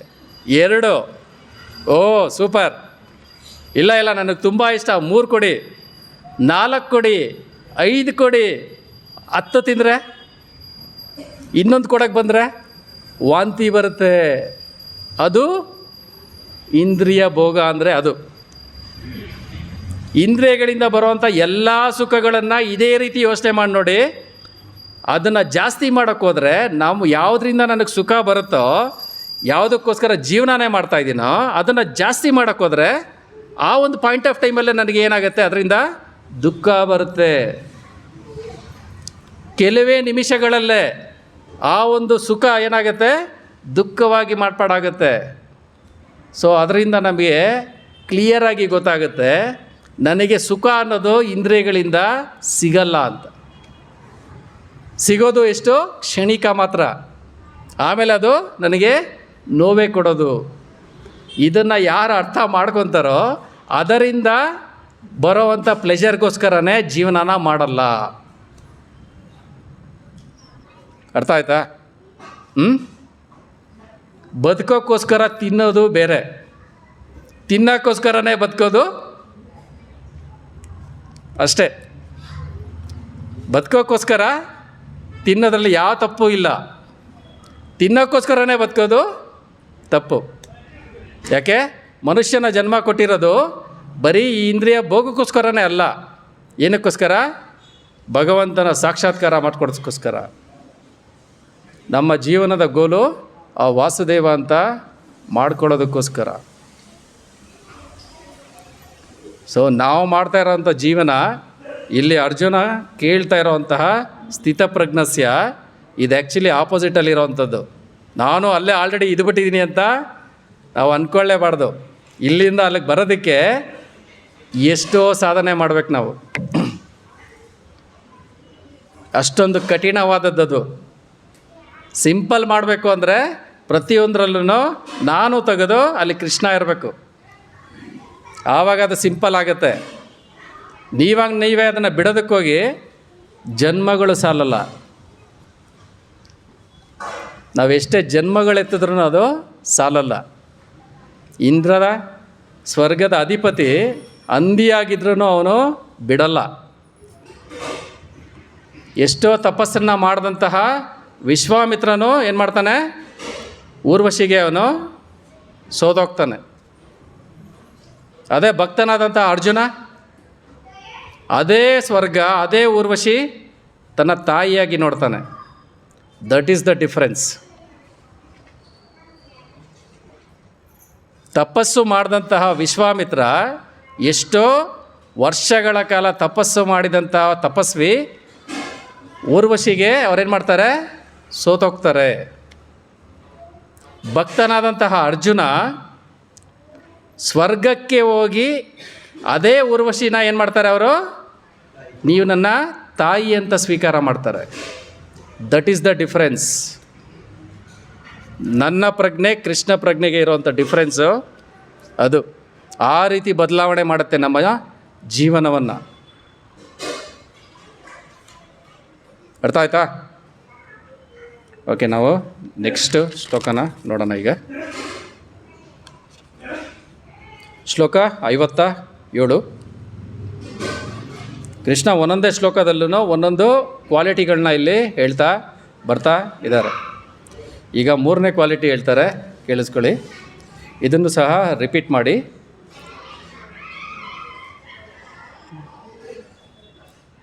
ಯ ಸರ್ವತ್ರ ಅನಭಿಸ್ನೇಹ,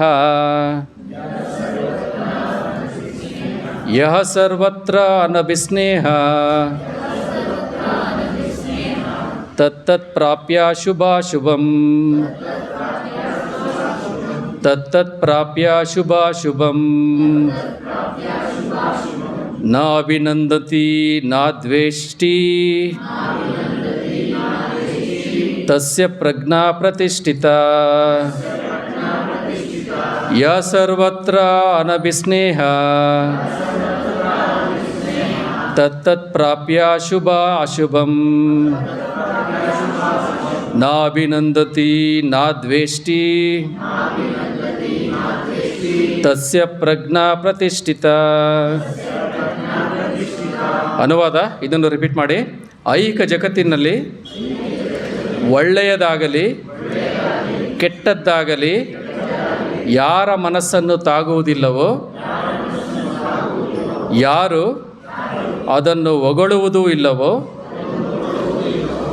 ತೆಗಳುವುದೂ ಇಲ್ಲವೋ ಅಂಥವರು ಪರಿಪೂರ್ಣ ಜ್ಞಾನದಲ್ಲಿ ಸ್ಥಿರವಾಗಿರುತ್ತಾರೆ. ಸೊ ಇಲ್ಲಿ ಕೃಷ್ಣ ನೆಕ್ಸ್ಟ್ ಏನು ಹೇಳ್ತಾ ಇದ್ದಾನೆ, ಇದೇ ಭೌತಿಕ ಪ್ರಪಂಚದಲ್ಲಿ ಅವರಿಗೆ ಒಳ್ಳೆಯದಾಗಲಿ ಅಥವಾ ಕೆಟ್ಟದ್ದಾಗಲಿ ಅವರ ಮನಸ್ಸಿಗೆ ಅದು ತಾಗಲ್ಲ. ಅವರ ಮನಸ್ಸಿಗೆ ಅದು ತಾವರೆ ಹೂವಿನ ಥರ ಅದು ತಾಗಲ್ಲ. ಆಮೇಲೆ ಯಾರು ಹೊಗಳಿದಾಗ ಉಬ್ಬೋದು ಇಲ್ಲ, ತೆಗೆಳ್ದಾಗ ಕುಗ್ಗೋದು ಇಲ್ಲ. ಸೊ ಅಂಥವ್ರು ಏನಾಗಿರ್ತಾರೆ, ಪರಿಪೂರ್ಣ ಜ್ಞಾನದಲ್ಲಿ ಅವರು ಸ್ಥಿರವಾಗಿ ಇರ್ತಾರೆ. ಸೊ ಇದಾದಮೇಲೆ ಮುಂದಿನ ಒಂದು ಶ್ಲೋಕನೂ ಮಾಡೋಣ. ಅದಾದಮೇಲೆ ನಾವು ಇದರ ಅರ್ಥ ಮಾಡ್ಕೊಳ್ಳೋದಕ್ಕೆ ಪ್ರಯತ್ನವನ್ನು ಪಡೋಣ.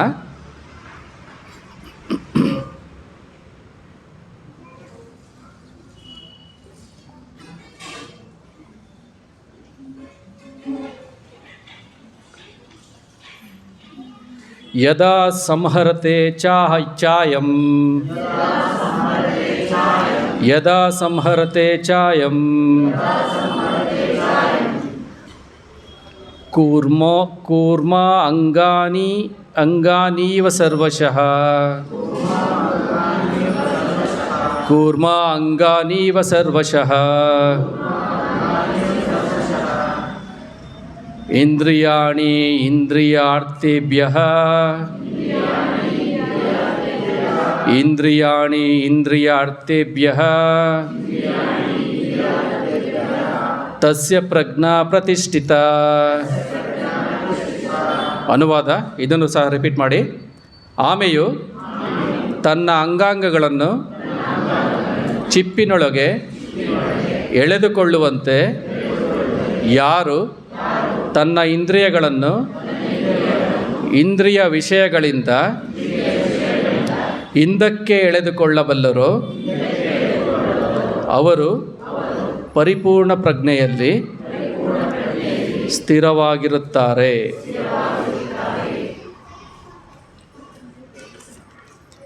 ಇಲ್ಲಿ ಮೊದಲನೇದಾಗಿಯೇ ಶ್ರೀಲ ಪ್ರಭುಪಾದರು ಒಬ್ಬ ಯೋಗಿಯ ಅಥವಾ ಭಕ್ತನ ಆತ್ಮಸಾಕ್ಷಾತ್ಕಾರ ಪಡೆದವನ ಪರೀಕ್ಷೆಯು ಆತನ ಯೋಚನೆಗಳಿಗೆ ಅನುಗುಣವಾಗಿ ಇಂದ್ರಿಯಗಳನ್ನು ಅವನು ಯಾವ ರೀತಿ ನಿಗ್ರಹ ಮಾಡ್ತಾ ಇದ್ದಾನೆ ಅನ್ನೋದ್ರ ಮೇಲೆ ಅದು ಅವಲಂಬಿತ ಆಗಿರುತ್ತೆ ಅಂತ ಅವರು ಹೇಳ್ತಾ ಇದ್ದಾರೆ.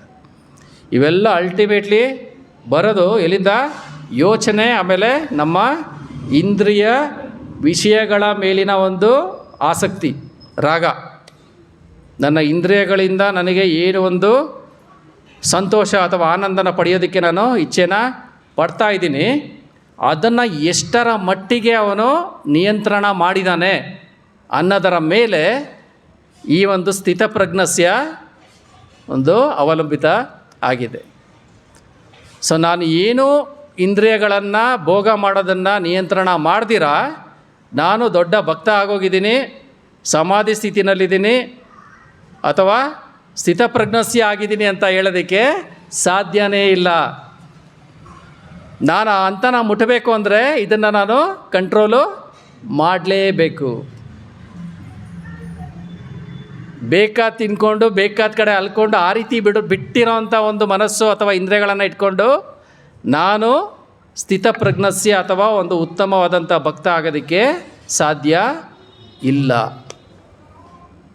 ಸೊ ಇಂದ್ರಿಯಗಳನ್ನು ಕಂಟ್ರೋಲ್ ಮಾಡೋದಕ್ಕೋಸ್ಕರನೇ ನಮ್ಮ ಶಾಸ್ತ್ರಗಳಲ್ಲಿ ಏನು ಕೊಟ್ಟಿದ್ದಾರೆ? ಅನೇಕ ವಿಧಿಗಳನ್ನು ಕೊಟ್ಟಿದ್ದಾರೆ. ವಿಧಿ ಅಂದರೆ ಏನು ಗೊತ್ತಾ? ವೇಸು ಅಥವಾ ಕೆಲವೊಂದು ಪ್ರಾಸೆಸ್ಸು, ಸಂಸ್ಕಾರಗಳು. ಇದನ್ನು ಕೊಟ್ಟಿರೋದು ಏನೋ ಶಾಸ್ತ್ರದಲ್ಲಿ ಕೊಟ್ಬಿಟ್ಟಿದ್ದಾರೆ, ಅದನ್ನು ಮಾಡಬೇಕಂತ ಇದನ್ನು ಮಾಡಬೇಕಂತೆ ಅಂತ ಮನೆಯಲ್ಲೂ ಎಲ್ಲ ಚಿಕ್ಕವರೆಲ್ಲ ಕೇಳ್ತಾ ಇರ್ತಾರಲ್ಲ, ಅದಕ್ಕಲ್ಲ. ಇದನ್ನು ಕೊಟ್ಟಿರೋದು ಏನಕ್ಕೆ ಹೇಳಿ? ಅದನ್ನು ಫಾಲೋ ಮಾಡೋದ್ರಿಂದನೇ ನನಗೇನಾಗುತ್ತೆ? ಇಂದ್ರಿಯಗಳ ಭೋಗದ ಒಂದು ಮೇಲೆ ನನಗೆ ನಿಯಂತ್ರಣ ಬರುತ್ತೆ. ಇದಕ್ಕೆ ಫಾರ್ ಎಕ್ಸಾಂಪಲ್ ಈ ದಿನ ಏನು? ಏಕಾದಶಿ. ಇದು ಒಂದು ನಮ್ಮ ಶಾಸ್ತ್ರದಲ್ಲಿ ಕೊಟ್ಟಿರುವಂತಹ ವಿಧಿ, ಹೌದು ತಾನೆ? ಏಕಾದಶಿ ಅನ್ನೋದು ಎಷ್ಟು ದಿನಕ್ಕೆ ಒಂದು ಸಾರಿ ಬರುತ್ತೆ? ಅಪ್ರಾಕ್ಸಿಮೇಟ್ಲಿ ಒಂದು 15 ದಿನಕ್ಕೆ ಒಂದು ಸಾರಿ ಅದು ರಿಪೀಟು ಆಗುತ್ತೆ. ಅಂದರೆ ತಿಂಗಳಿಗೆ 2 ಸಾರಿ ಏಕಾದಶಿ ಅನ್ನೋದು ಬರುತ್ತೆ. ಸೊ ಏಕಾದಶಿ ದಿನ ನಾವು ಉಪವಾಸ ಮಾಡಬೇಕು ಅನ್ನೋದು ನಮ್ಮ ಶಾಸ್ತ್ರಗಳಲ್ಲಿ ಕೊಟ್ಟಿರುವಂತಹ ವಿಧಿ, ಹೌದಾ? ನಾವು ಪ್ರತಿದಿನ ಏನನ್ನು ಯೋಚನೆ ಮಾಡ್ತಾ ಇರ್ತೀವಿ? ಬೆಳಿಗ್ಗೆ ಎದ್ದರೆ ತಿಂಡಿ ಏನು, ಮಧ್ಯಾಹ್ನ ಆದರೆ ಊಟ ಏನು, ರಾತ್ರಿ ಆದರೆ ರಾತ್ರಿ ಊಟ ಏನು, ಆ ಊಟದಲ್ಲಿ ಆ ಸಾಂಬಾರ, ಆ ಐಟಮ್, ಇದ್ರ ಜೊತೆಲಿ ಇದು ಮಾಡು. ದಿನ ಪೂರ್ತಿಯನ್ನು ಇಡೀ ಜನ್ಮ ನಾವೇನು ಮಾಡ್ತಾ ಇರ್ತೀವಿ? ಅದ್ರ ಬಗ್ಗೆನೇ ಯೋಚನೆ ಮಾಡ್ತಾ ಇರ್ತೀವಿ. 15 ದಿನಕ್ಕೆ ಒಂದು ಸಾರಿ ಬ್ರೇಕ್ ತಗೋ, ಅದನ್ನು ಬಿಟ್ಟು ಏನು ಮಾಡು? ಅದು ಹರಿದಿನ, ಹರಿಯ ಸಹವಾಸದಲ್ಲಿ ನಿನ್ನ ಜೀವನವನ್ನು ಮಾಡು. ಯಾವ ರೀತಿ ಮಾಡು? ಪ್ರತಿದಿನ ಉಪವಾಸ ಮಾಡುವಂಥವ್ರ ಇಲ್ಲ, 15 ದಿನಕ್ಕೆ ಒಂದೇ ಸಾರಿ. ಆ ಏಕಾದಶಿ ಮಾಡೋದಕ್ಕೂ ವೆರೈಟಿ ಆಫ್ ವೇಸು ಕೊಟ್ಟಿದ್ದಾರೆ. ನಿಮ್ಮ ಒಂದು ಹಂತದ ಪ್ರಕಾರ ಬೇರೆ ಬೇರೆ ರೀತಿಯೂ ಸಹ ನಾವು ಏಕಾದಶಿನ ಮಾಡ್ಬೋದು. ಆ್ಯಕ್ಚುಲಾಗಿ ಏಕಾದಶಿ ಮಾಡಬೇಕು ಅಂದರೆ ಕಂಪ್ಲೀಟ್ಲಿ ನಿರ್ಜಲ, ಅದು ಶ್ರೇಷ್ಠವಾದಂತಹ ಅತ್ಯುತ್ತಮವಾದಂತಹ ಏಕಾದಶಿ. ಏಕಾದಶಿನ ಬ್ರೇಕ್ ಮಾಡೋದು ಯಾವುದರಿಂದ ಹೇಳಿ? ನೀರಿಂದ. ಅದು ನೆಕ್ಸ್ಟ್ ಡೇ ನೀರಿನಿಂದ, ಅದು ಅತ್ಯುತ್ತಮವಾದಂಥ ಏಕಾದಶಿ. ಆ ಒಂದು ಹಂತನ ತಲುಪಿರೋವಂಥವ್ರು ಅದೇ ರೀತಿಯೇ ಮಾಡೋದು. ಇಲ್ಲ ಪ್ರಾರಂಭದ ಹಂತದಲ್ಲಿರೋವಂಥವ್ರು ಅಟ್ಲೀಸ್ಟು ಧಾನ್ಯಗಳನ್ನು ತಗೋಬೇಡಿ.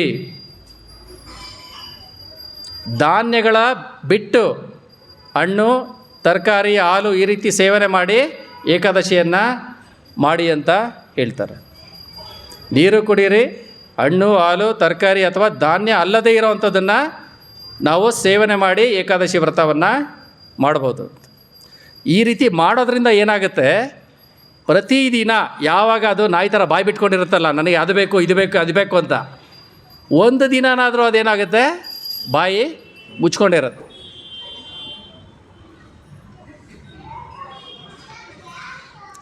ಆವಾಗ ಅದು ಕಲಿಯುತ್ತೆ, ಕಂಟ್ರೋಲು ನೀನು ಮಾಡಬೇಕಪ್ಪ, ಬರೀ ಬಾಯಿ ಆಡಿಸ್ತಾ ಇರೋದೇ ಜೀವನ ಅಲ್ಲ, ಒಂದು ದಿನನಾದರೂ ಬಾಯಿಗೆ ಬ್ರೇಕ್ ಕೊಡು ಅಂತ. ಬ್ರೇಕ್ ಕೊಟ್ಟ ಮೇಲೆ ಏನು ಮಾಡ್ತೀವಿ, ಯಾರ ಹತ್ರಕ್ಕೆ ಹೋಗ್ಬೇಕು, ಅವನ ಸಹವಾಸದಲ್ಲಿ ಅವನ ಅಧ್ಯಯನ ಮಾಡಿಕೊಂಡು ಅವನ ಬಗ್ಗೆ ಹರಿಕತೆ ಕೇಳಿಕೊಂಡು ಆ ಒಂದು ದಿನವನ್ನು ಕಳಿ. ಪ್ರತಿದಿನ ಏನು ಮಾಡ್ತೀಯ, ನಿನ್ನ ವ್ಯವಹಾರಗಳಲ್ಲಿ ನಿನ್ನದೇ ಆದ ಒಂದು ಪ್ರಪಂಚದಲ್ಲೇ ಮುಳುಗೋಗಿರ್ತೀಯ. 15 ದಿನಕ್ಕೆ ಒಂದು ಸಾರಿನಾದರೂ ಈ ರೀತಿ ಜೀವನವನ್ನು ಮಾಡು. ಸೊ ಇದು ನಮ್ಮ ಶಾಸ್ತ್ರದಲ್ಲಿ ಕೊಟ್ಟಿರುವಂತಹ ವಿಧಿ. ಸೊ ಈ ರೀತಿ ಅನೇಕ ವಿಧಿಗಳಿದೆ. ಈ ಎಲ್ಲ ವಿಧಿಗಳು ಏನಕ್ಕಿರೋದು, ನಮ್ಮ ಇಂದ್ರಿಯಗಳನ್ನು ನಿಯಂತ್ರಣ ಮಾಡೋದಕ್ಕೋಸ್ಕರ. ಅಲ್ಟಿಮೇಟ್ಲಿ ನಿಯಂತ್ರಣ ಮಾಡೋವಂಥ ಕಲೆನ ಕಲಿತು ಸಂಪೂರ್ಣವಾಗಿ ಹತೋಟಿ ತಗೋಬೇಕಾಗಿರೋದು ನಮ್ಮ ಗುರಿ. ಆವಾಗ ನಾನು ಸ್ಥಿತಪ್ರಜ್ಞಸ್ಯ ಆಗ್ತೀನಿ. ಆ ರೀತಿ ಮಾಡೋದ್ರಿಂದ ನನಗೆ ಸಂಪೂರ್ಣವಾಗಿ ಹತೋಟಿ ಸಿಕ್ಕತ್ತೆ. ಬರೀ ತಿನ್ನೋದು ಎಕ್ಸಾಂಪಲ್ ಕೊಡ್ತಾ ಇದ್ದೀನಿ ಅಷ್ಟೇ. ಅದೇ ಬಾಯಿನಲ್ಲಿರೋಂಥ ಇನ್ನೊಂದೇನು, ಅದೇ ನಾಲಿಗೆ ಇನ್ನೊಂದೇನು ಮಾಡುತ್ತೆ, ಮಾತಾಡುತ್ತೆ. ಮಾತು ಅಷ್ಟೇ, ನೀವೆಲ್ಲರೂ ನಿಮ್ಗೆ ಏನು ಬೇಕೋ ಅದೇ ಮಾತಾಡ್ತೀರಾ?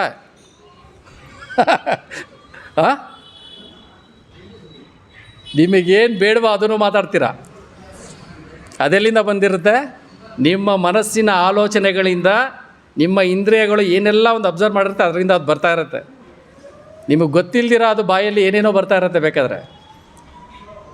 ಅಂದರೆ ಅದು ನಮ್ಮ ಕಂಟ್ರೋಲಲ್ಲಿ ಇಲ್ಲ. ಸೊ ಈ ರೀತಿ ನಮ್ಮ ಶಾಸ್ತ್ರದಲ್ಲಿರುವಂಥ ವಿಧಿಗಳನ್ನು ನಾವು ಫಾಲೋ ಮಾಡೋದ್ರಿಂದ ಇದು ಏನು ಮೂಢನಂಬಿಕೆಯ ಒಂದು ಸಂಸ್ಕಾರಗಳಲ್ಲ. ನಮ್ಮ ಸನಾತನ ಧರ್ಮದಲ್ಲಿರೋದು ಮೂಢನಂಬಿಕೆ. ಏನೋ ಒಂದು ಕೊಟ್ಟಿದ್ದಾರೆ, ದಿನ ಬೆಳಗ್ಗೆ ಎದ್ದು ನಮಸ್ಕಾರ ಮಾಡಬೇಕಂತೆ, ಬೆಳಗ್ಗೆ ಎದ್ದ ತಕ್ಷಣ ಸ್ನಾನ ಮಾಡಬೇಕಂತೆ, ನಾನು ಮಾಡಲ್ಲ. ಸೊ ಈ ರೀತಿ ನಾವು ಯೋಚನೆ ಮಾಡ್ತೀವಿ. ಉಪವಾಸ ಮಾಡಬೇಕಂತೆ, ಹಬ್ಬ ಬಂದರೆ ಉಪವಾಸ ಅಂತಾರೆ, 15 ದಿನಕ್ಕೊಂದ್ಸತಿ ಉಪವಾಸ ಅಂತಾರೆ. ಏನಕ್ಕೆ? ಇದು ಅದರ ಒಂದು ಉದ್ದೇಶ. ಯಾವಾಗಲೂ ಬಾಯಿ ಬಿಟ್ಕೊಂಡೇ ಹೋಗಬೇಡ, ಒಂದು ದಿನನಾದರೂ ಕಂಟ್ರೋಲ್ ಮಾಡು. ಆವಾಗ ನಿನಗೆ ಕಂಟ್ರೋಲ್ ಅಂದರೆ ಏನು ಅಂತ ಗೊತ್ತಾಗುತ್ತೆ. ಆಮೇಲೆ ನೀನು ಪ್ರತಿದಿನವೂ ಏನು ತಿನ್ನಬೇಕು ಏನು ತಿನ್ನಬಾರ್ದು ಅಂತ ಯೋಚನೆ ಮಾಡಿ ತಿಂತೀಯ. ಈ ರೀತಿ ನಾವು ಕಂಟ್ರೋಲ್ ಮಾಡೋದಕ್ಕೋಸ್ಕರನೇ ನಮ್ಮ ಶಾಸ್ತ್ರಗಳಲ್ಲಿರುವಂಥ ಎಲ್ಲ ವಿಧಿಗಳು ಇರೋದು. ಸೊ ಆ ರೀತಿ ನಾವು ಇಂದ್ರಿಯಗಳನ್ನು ಇಂದ್ರಿಯ ವಿಷಯಗಳಿಂದ ಎಳ್ಕೋಬೇಕು. ಯಾವ ರೀತಿ ಎಳ್ಕೋಬೇಕು? ಇಲ್ಲಿ ಬ್ಯೂಟಿಫುಲ್ ಆಗಿರೋಂಥ ಎಕ್ಸಾಂಪಲ್ ಕೊಡ್ತಾ ಇದ್ದಾರೆ. ಯಾರ್ದು? ಆಮೆ ಅದರ ಗಾತ್ರ ಇಷ್ಟು ದಪ್ಪ ಇರುತ್ತೆ, ಕಾಲುಗಳು ಚಿಕ್ಕದಾಗಿರುತ್ತೆ. ಆ ಚಿಕ್ಕ ಕಾಲುಗಳಿಂದ ನಾನು ಏನು ಮಾಡುತ್ತೆ, ನಡ್ಕೊಂಡು ಹೋಗ್ತಾ ಇರುತ್ತೆ.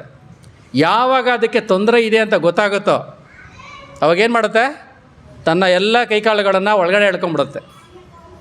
ಅದು ಬರೀ ಒಂದು ಕಲ್ಲಿನ ಒಂದು ಚಿಪ್ಪಿನ ಥರ ಆಗೋಗುತ್ತೆ.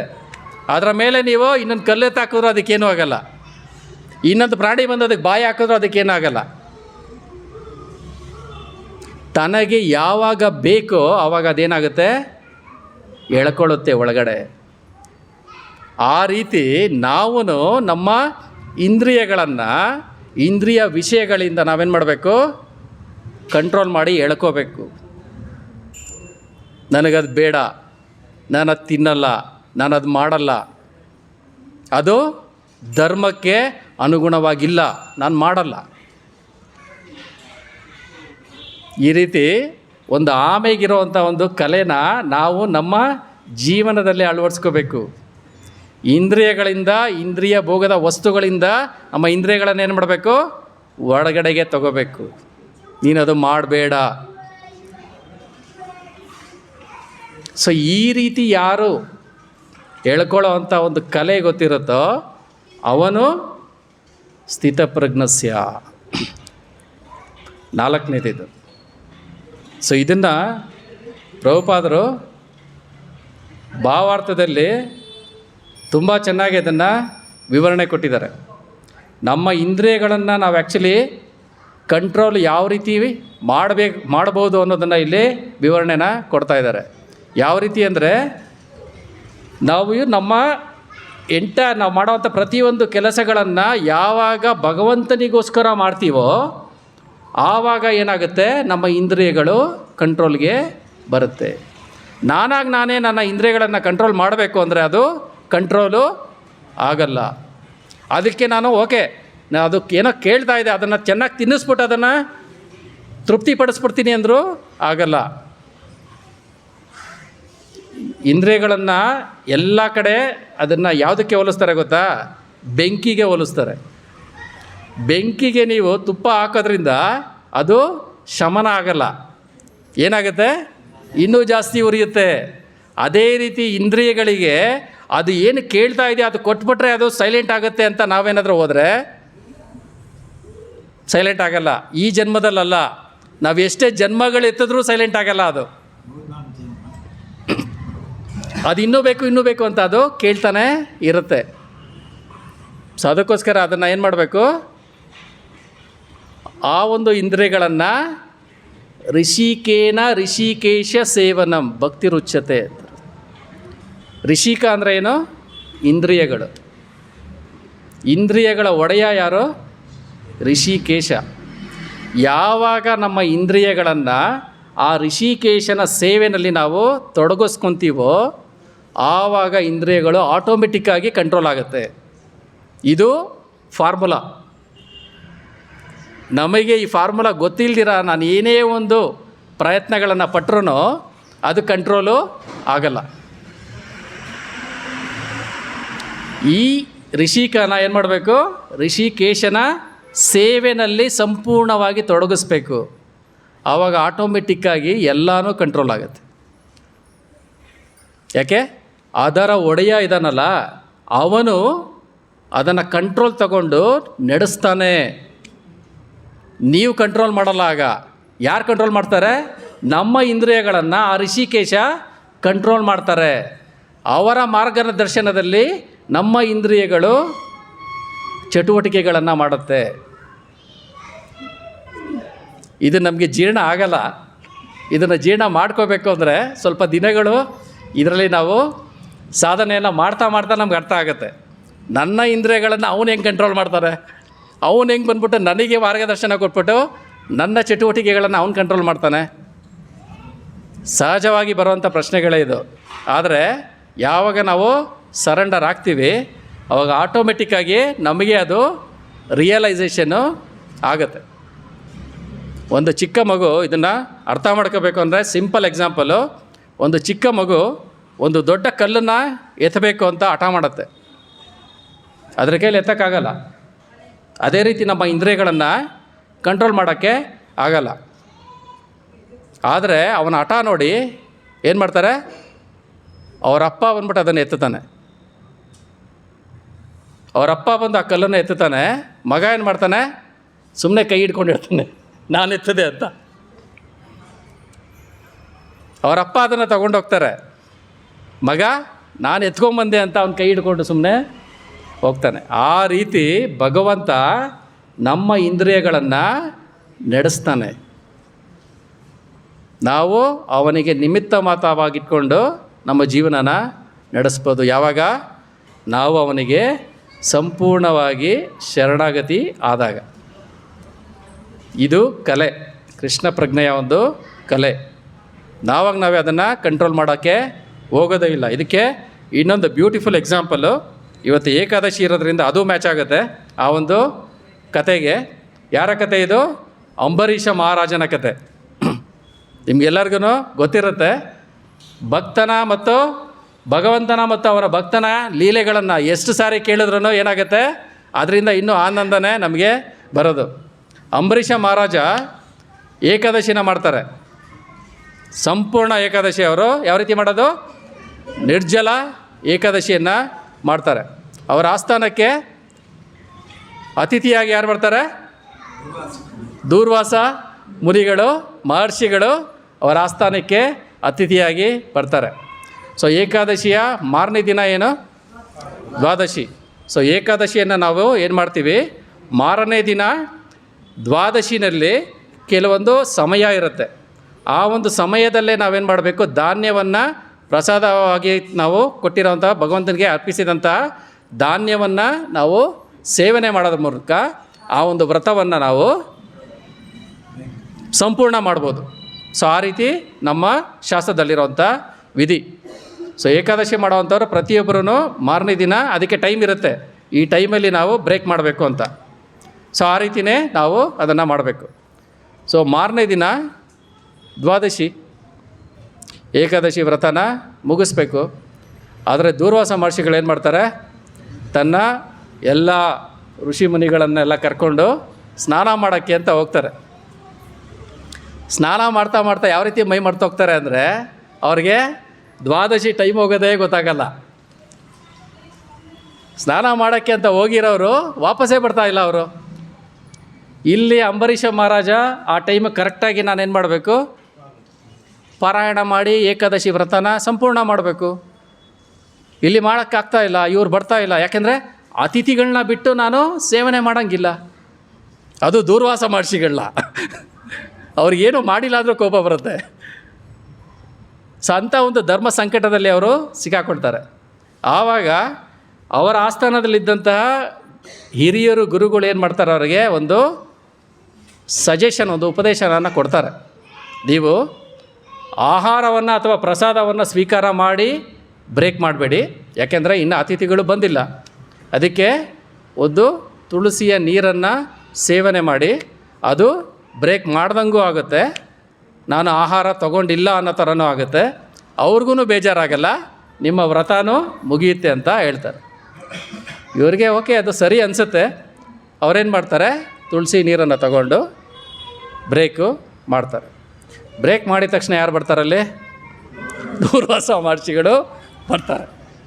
ನಾನು ಅತಿಥಿಯಾಗಿ ನಿಮ್ಮ ಮನೆಗೆ ಬಂದಿರಬೇಕಾದ್ರೆ ನನ್ನನ್ನು ಬಿಟ್ಟು ನೀನು ಏನು ಮಾಡಿದ್ಯಾ? ಏಕಾದಶಿ ವ್ರತನ ಬ್ರೇಕ್ ಮಾಡಿದ್ಯಾ ಅಂತ ಅವ್ರೇನು ಮಾಡ್ತಾರೆ? ಫುಲ್ಲು ಕೋಪ ಮಾಡ್ಕೊಂಡ್ಬಿಡ್ತಾರೆ. ಕೋಪ ಮಾಡ್ಕೊಂಡು ಏನು ಮಾಡ್ತಾರೆ? ಅವರಿಗೆ ಶಾಪ ಕೊಡೋದಷ್ಟೇ ಅಲ್ಲ, ಅವರನ್ನು ಕೊಲ್ಲೋದಕ್ಕೆ ಹೋಗ್ತಾರೆ. ತನ್ನ ಒಂದು ಮಂತ್ರಶಕ್ತಿಯಿಂದ ಏನು ಮಾಡ್ತಾರೆ? ಅವರನ್ನು ಕೊಲ್ಲೋದಕ್ಕೇ ಅವರು ಹೋಗ್ತಾರೆ. ಆದರೆ ಅಂಬರೀಷ ಮಹಾರಾಜದ್ದು ಮುಂದೆ ಕೆಲವೊಂದು ಶ್ಲೋಕದಲ್ಲಿ ಬರುತ್ತೆ. ಅವರು ಯಾವ ರೀತಿ ಇರ್ತಾರೆ ಅಂದರೆ, ಸಭೈ ಮನಃ ಕೃಷ್ಣ ಪಾದಾರವಿಂದಯೋ, ಸಂಪೂರ್ಣವಾಗಿ ಅದದ್ದು ಶ್ಲೋಕ ಬರುತ್ತೆ ಮುಂದೆ. ಅದನ್ನು ಡೀಟೇಲಾಗಿ ಅಧ್ಯಯನ ಮಾಡೋಣ. ಅವ್ರ ಜೀವನ ಹೇಗಿರುತ್ತೆ ಅಂತ ಅರ್ಥ ಮಾಡ್ಕೊಳ್ಳಿ, ಏನಕ್ಕೆ ಈ ಒಂದು ಪವಾಡ ನಡೆಯುತ್ತೆ ಅಂತ. ಅವರು ತಮ್ಮ ಎಲ್ಲ ಚಟುವಟಿಕೆಗಳನ್ನು ಭಗವಂತನಿಗೆ ಅರ್ಪಿಸಿರ್ತಾರೆ. ಅವನ ಮನಸ್ಸು ಯಾವಾಗಲೂ ಭಗವಂತನ ಚರಣ ಕಮಲಗಳನ್ನು ಯೋಚನೆ ಮಾಡ್ತಾ ಇರುತ್ತೆ. ಅವನ ಕಾಲು ಭಗವಂತನ ದೇವಸ್ಥಾನಕ್ಕೆ ಬರೋದಕ್ಕೆ ಉಪಯೋಗಿಸ್ತಾ ಇರ್ತಾನೆ. ಅವನ ಕೈ ಭಗವಂತನ ಸೇವೆ ಮಾಡೋದಕ್ಕೆ, ಭಗವಂತನ ದೇವಸ್ಥಾನನ ತೊಳೆಯೋದಕ್ಕೆ ಉಪಯೋಗಿಸ್ತಾ ಇರ್ತಾನೆ. ಅವನ ಶಿರವನ್ನು ಭಗವಂತನಿಗೆ ನಮಸ್ಕಾರ ಮಾಡೋದಕ್ಕೆ ಉಪಯೋಗಿಸ್ತಾ ಇರ್ತಾನೆ.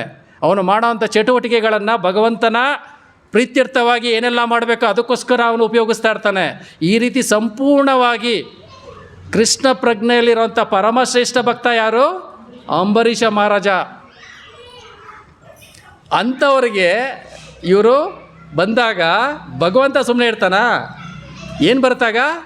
ಸುದರ್ಶನ ಚಕ್ರ ಬರುತ್ತೆ. ಇವರನ್ನು ಪ್ರೊಟೆಕ್ಟ್ ಮಾಡೋದಕ್ಕೆ ಏನು ಬರುತ್ತೆ? ಸುದರ್ಶನ ಚಕ್ರ ಬರುತ್ತೆ. ಬಂದು ಯಾರ ಹತ್ರಕ್ಕೆ ಹೋಗುತ್ತೆ? ದೂರ್ವಾಸ ಮಹರ್ಷಿಗಳನ್ನು ಅಟ್ಟಾಡಿಸ್ಕೊಂಡು ಹೋಗುತ್ತೆ. ನನ್ನ ಭಕ್ತನ ಮೇಲೆ ನೀನು ಆಕ್ರಮಣ ಮಾಡೋ ಅಷ್ಟು ಬಂದಿದ್ಯಾ ಅಂತ ನೀನೇನು ಮಾಡುತ್ತೆ? ಸುದರ್ಶನ ಚಕ್ರ ಅವರನ್ನೇ ಕೊಲ್ಲೋದಕ್ಕೆ ಹೋಗುತ್ತೆ. ದೂರ್ವಾಸ ಮಹರ್ಷಿಗಳಿಗೆ ಎಷ್ಟೇ ಪವರ್ ಇದ್ರೂ ಸುದರ್ಶನ ಚಕ್ರನ ಅವ್ರ ಕೈಯಲ್ಲಿ ತಡ್ಕೊಳ್ಳೋಕ್ಕೆ ಆಗಲ್ಲ.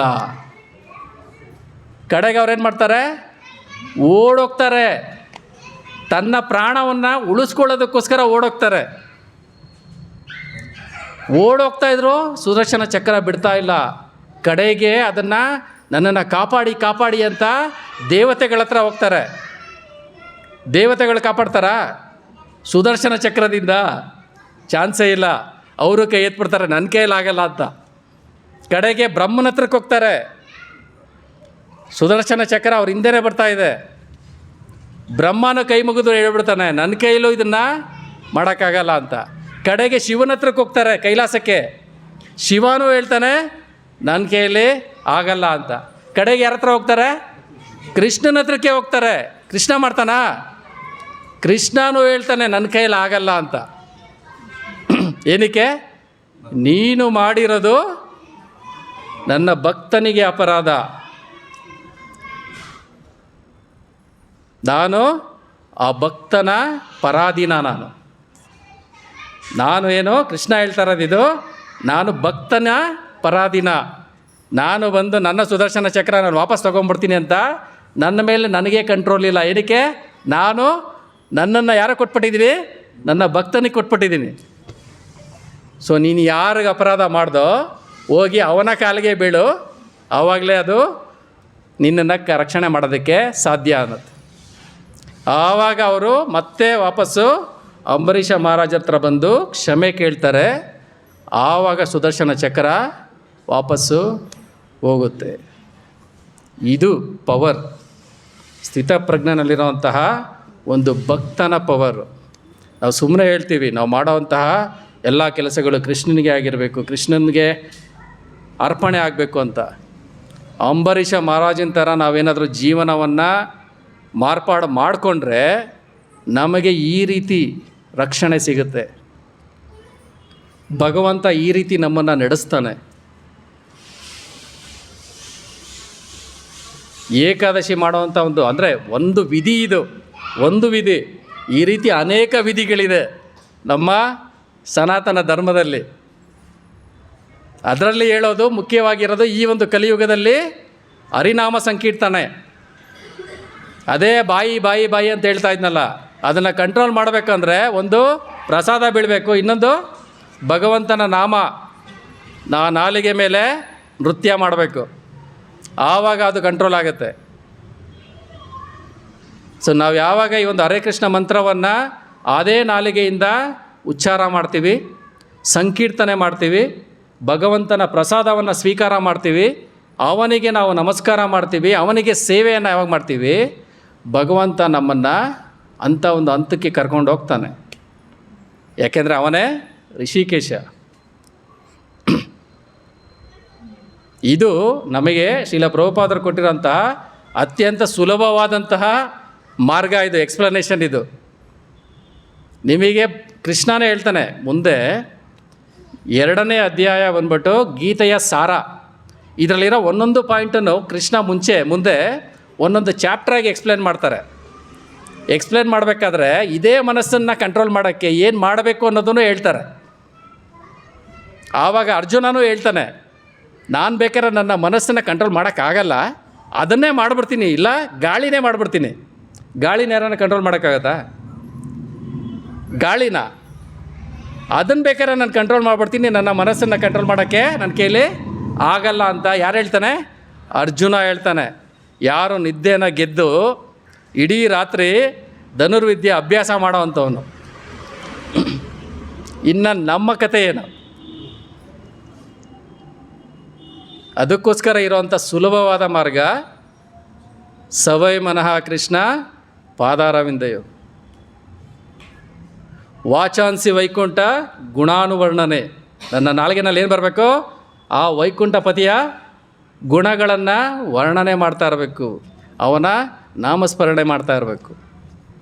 ಈ ರೀತಿ ನಮ್ಮನ್ನು ನಾವು ಸಂಪೂರ್ಣವಾಗಿ ಯಾವಾಗ ಅರ್ಪಿಸ್ಕೊತೀವೋ ಆವಾಗ ನಾವು ಸ್ಥಿತಪ್ರಜ್ಞ ಆಗ್ತೀವಿ. ಈ ಒಂದು ಹಂತವನ್ನು ಸುಲಭವಾಗಿ ನಾವು ಮಾಡ್ಬೋದು. ಓಕೆ, ಸೊ ಇಲ್ಲಿಗೆ ನಿಲ್ಲಿಸ್ತೀನಿ. ನಿಮಗೇನಾದರೂ ಪ್ರಶ್ನೆ ಇದ್ದರೆ ಕೇಳ್ಬೋದು. ಇನ್ನೊಂದು ಹೇಳಬೇಕು ಅಂದ್ಕೊಂಡೆ, ಯಾವ ರೀತಿ ಇರಬೇಕು ಅಂತ. ಒಂದು ಇರಬೇಕು, ಇರದಿರಬೇಕು. ಇನ್ನೊಂದು ಪುರಂದರದಾಸರು ಇನ್ನೊಂದು ಕೀರ್ತನೆ ಹೇಳಿದ್ದಾರೆ. ಯಾವುದು? ಈಸಬೇಕು ಇದ್ದು ಜಯಿಸಬೇಕು, ಏಸಿಗೆಯ ಸಂಸಾರದಲ್ಲಿ ಲೇಷ ಆಸೆ ಇರದ ಹಾಗೆ, ಸ್ವಲ್ಪನೂ ಆಸೆ ಇರ್ದಿರೋ ಥರ ನಾವು ಈ ಒಂದು ಭೌತಿಕ ಭವಸಾಗರವನ್ನು ಈಜಬೇಕು, ಈಜಿ ದಾಟಿ ಮುಂದಕ್ಕೆ ಹೋಗಬೇಕು. ಅದಕ್ಕೆ ಬ್ಯೂಟಿಫುಲ್ಲಾಗಿ 2 ಎಕ್ಸಾಂಪಲ್ ಕೊಡ್ತಾರೆ. ಯಾವುದೋ ಒಂದು ತಾಮರಸ ಜಲದಂತೆ, ತಾವರೆ ಹೂವಿನಂತೆ, ಏನೋ ಕೆಸರಿನಲ್ಲಿದ್ರೂ ಅದಕ್ಕೆ ಟಚ್ ಮಾಡ್ಕೊಳ್ದಿರೋ ಥರ ನಾನೇನು ಮಾಡಬೇಕು, ಈ ಭೌತಿಕ ಪ್ರಪಂಚದಲ್ಲಿ ಇದ್ದು ಈಸಬೇಕು, ಇದ್ದು ಜಯಿಸಬೇಕು. 2ನೇದು ಗೇರು ಹಣ್ಣಿನ ಬೀಜ ಥರ. ಗೇರು ಹಣ್ಣಿನ ಬೀಜ ಅಂದರೆ ಏನು ಹೇಳಿ? ಕ್ಯಾಶ್ಯೂ ನಟ್ ಅಥವಾ ಗೋಡಂಬಿಯ ಒಂದು ಹಣ್ಣು. ಬೀಜ ಅದ್ರ ಒಳಗಡೆ ಹೋಗಿ ಬಂಧನದಲ್ಲಿರಲ್ಲ. ಅದು ಬೀಜ ಎಲ್ಲಿರುತ್ತೆ? ಆಚೆ ಇರುತ್ತೆ. ಅದು ಜೊತೆಯಲ್ಲಿ ಇದ್ದಂಗೂ ಇರುತ್ತೆ, ಹೊರಗಡೆ ಇದ್ದಂಗೂ ಇರುತ್ತೆ. ಅಂಥ ಬ್ಯೂಟಿಫುಲ್ ಎಕ್ಸಾಂಪಲು. ನಮ್ಮ ಈ ಒಂದು ಸಂಸಾರದಲ್ಲಿ ಯಾವ ರೀತಿ ಇರಬೇಕು? ಗೇರು ಹಣ್ಣಿನ ಬೀಜದ ಥರ ಇದ್ದಂಗೂ ಇರಬೇಕು, ಇಲ್ಲದೇ ಇರೋ ಹಂಗೂ ಇರಬೇಕು. ಮಾಂಸದಾಸೆಗೆ ಮತ್ಸ್ಯ ಸಿಲುಕಿ ಅದು ವಿಲ ಒದ್ದಾಡೋ ಥರ ನಮ್ಮ ಜೀವನನ ಕಳೀಬಾರ್ದು. ಅಂದರೆ ಇಲ್ಲಿ ಪುರಂದರದಾಸರು ಏನು ಹೇಳ್ತಾ ಇದ್ದಾರೆ? ಇಂದ್ರಿಯದ ಒಂದು ಆಸೆಗಳಿಗೋಸ್ಕರ ನಾನು ಬಾಯಿ ಹಾಕೋದಕ್ಕೆ ಹೋದರೆ, ಅಂದರೆ ಆ ಮೀನು ಒಂದು ಚೂರು ಮಾಂಸಕ್ಕೋಸ್ಕರ ಬಾಯಿ ಹಾಕೋದಕ್ಕೆ ಹೋದರೆ ಏನಾಗುತ್ತೆ? ತನ್ನ ಪ್ರಾಣನೇ ಕಳ್ಕೊಳ್ಳುತ್ತೆ. ಅದನ್ನು ಮಾಡ್ದಿರ ಅದೇ ಬಾಯಲ್ಲಿ ಹರೇ ಕೃಷ್ಣ ಮಂತ್ರನ ಜಪಿಸಿ ಉದ್ಧಾರ ಆಗಿ ಅಂತ ಹೇಳ್ತಾರೆ. ಭಗವಂತನ ನಾಮವನ್ನು ಜಪಿಸಿ ಈಸಿಯಾಗಿ ಈಸಬಹುದು, ಇದ್ದು ಅಷ್ಟೇ, ಸಿಂಪಲ್. ಓಕೆ, ಏನಾದರೂ ಪ್ರಶ್ನೆ ಇದೆಯಾ? ಸೈಂಟಿಫಿಕ್ ಆಗಿನೂ ಮತ್ತೆ ಸೈಂಟಿಫಿಕ್ ಪರ್ಸನ್ಸ್ ಕೊಟ್ಟಿದ್ದಾರೆ ನಮ್ಗೆ ಏಕಾದಶಿಗೆ. ಹೌದು, ಕ್ಯಾನ್ಸರ್ ಎಲ್ಲ ಕ್ಯೂರ್ ಆಗುತ್ತಂತೆ 15 ಡೇಸ್ ಒಂದ್ಸಲ. ಏನು ತಿಂತಿದ್ರೆ no need to go to doctor. ಹೌದು, ಕ್ಯಾಂಟ್ ಕಾಲಿಗೆ ತುಂಬಿಸ್ಕೊಂಡೇ ಇರಬಾರ್ದು. 15 days once in 15 days body full ಏನಿದೆ ತಗೊಳ್ತಾ ಇದ್ದಾರೆ. ಸೈಂಟಿಫಿಕ್ ಆಗಿ ರುಚಿಗಳು. ಹೌದು, ಜಪನೀಸೇ ಇದನ್ನು ರಿಸರ್ಚ್ ಮಾಡಿರೋದು. ನಮ್ಮ ಬಾಡಿಗೆ once in 15 days complete rest ಕೊಟ್ಟರೆ ಆಟೋಮೆಟಿಕಲಿ ಕಂಪ್ಲೀಟಾಗಿ ನಮ್ಮ ದೇಹ ರಿಜ್ಯುವಿನೇಟ್ ಆಗುತ್ತೆ. ಒಂದು ಸಿಂಪಲ್ ಗಾಡಿ ತಗೊಳ್ಳಿ, ಯಾವಾಗಲೂ ಆನ್ ಆಗಿದ್ರೆ ಏನಾಗುತ್ತೆ? ಒಂದು ಮೆಷೀನು, ಒಂದು ಟಿ ವಿ, ಏನೇ ಒಂದು ಎಕ್ಸಾಂಪಲ್ ತಗೊಳ್ಳಿ, ಯಾವಾಗಲೂ ಆನ್ ಆಗಿದ್ರೆ ಏನಾಗುತ್ತೆ? ಹಾಳಾಗುತ್ತೆ. ಅಷ್ಟೇ ಅದಾಗೋದು. ಯಾವಾಗಲೂ ಈ ಒಂದು ಮಿಷಿನ್ನ ಅದು ಬಾಯಿಗೆ ಯಾವಾಗಲೂ ಆಗ್ತಾಯಿದ್ರೆ ಅದು ಏನಾಗಬೇಕದು? ಏನಾಗುತ್ತೆ? ಹೀಟ್ ಆಗುತ್ತೆ, ಬರ್ನ್ ಆಗುತ್ತೆ. ಅದಕ್ಕೆ ಬ್ರೇಕ್ ಕೊಟ್ಟರೆ ಏನಾಗುತ್ತೆ? ಸಂಪೂರ್ಣವಾಗಿ ಕೂಲ್ ಆಗುತ್ತೆ. ಏಕಾದಶಿ ದಿವಸ ಏನು ತಿಂದ್ರೆ ಮಾರನೇ ದಿವಸ ಊಟ ಮಾಡಿದ್ರೆ ಏನು ಹೆವಿನೆಸ್ ಆಗುತ್ತೆ. ಏಕಾದಶಿನಾಗಿರೋ ಆಕ್ಟಿವಿಟಿ ನಾವು ಊಟ ಮಾಡಿದ್ವಿರಲ್ಲ. ಹೌದು, ಅದನ್ನು ಮಾಡೋರಿಗೆ ಅದರ ಒಂದು ಅನುಭವಗಳು ಆ ರೀತಿ ಬರ್ತಾ ಇರುತ್ತೆ. ಆ್ಯಕ್ಚುಲಿ ನಾವು ಅಂದ್ಕೊತೀವಿ, ಅದು ಅಂದ್ಕೊಳ್ಳೋದು ನಮ್ಮ ಮನಸ್ಸಿನಲ್ಲೇ ಇರುತ್ತೆ.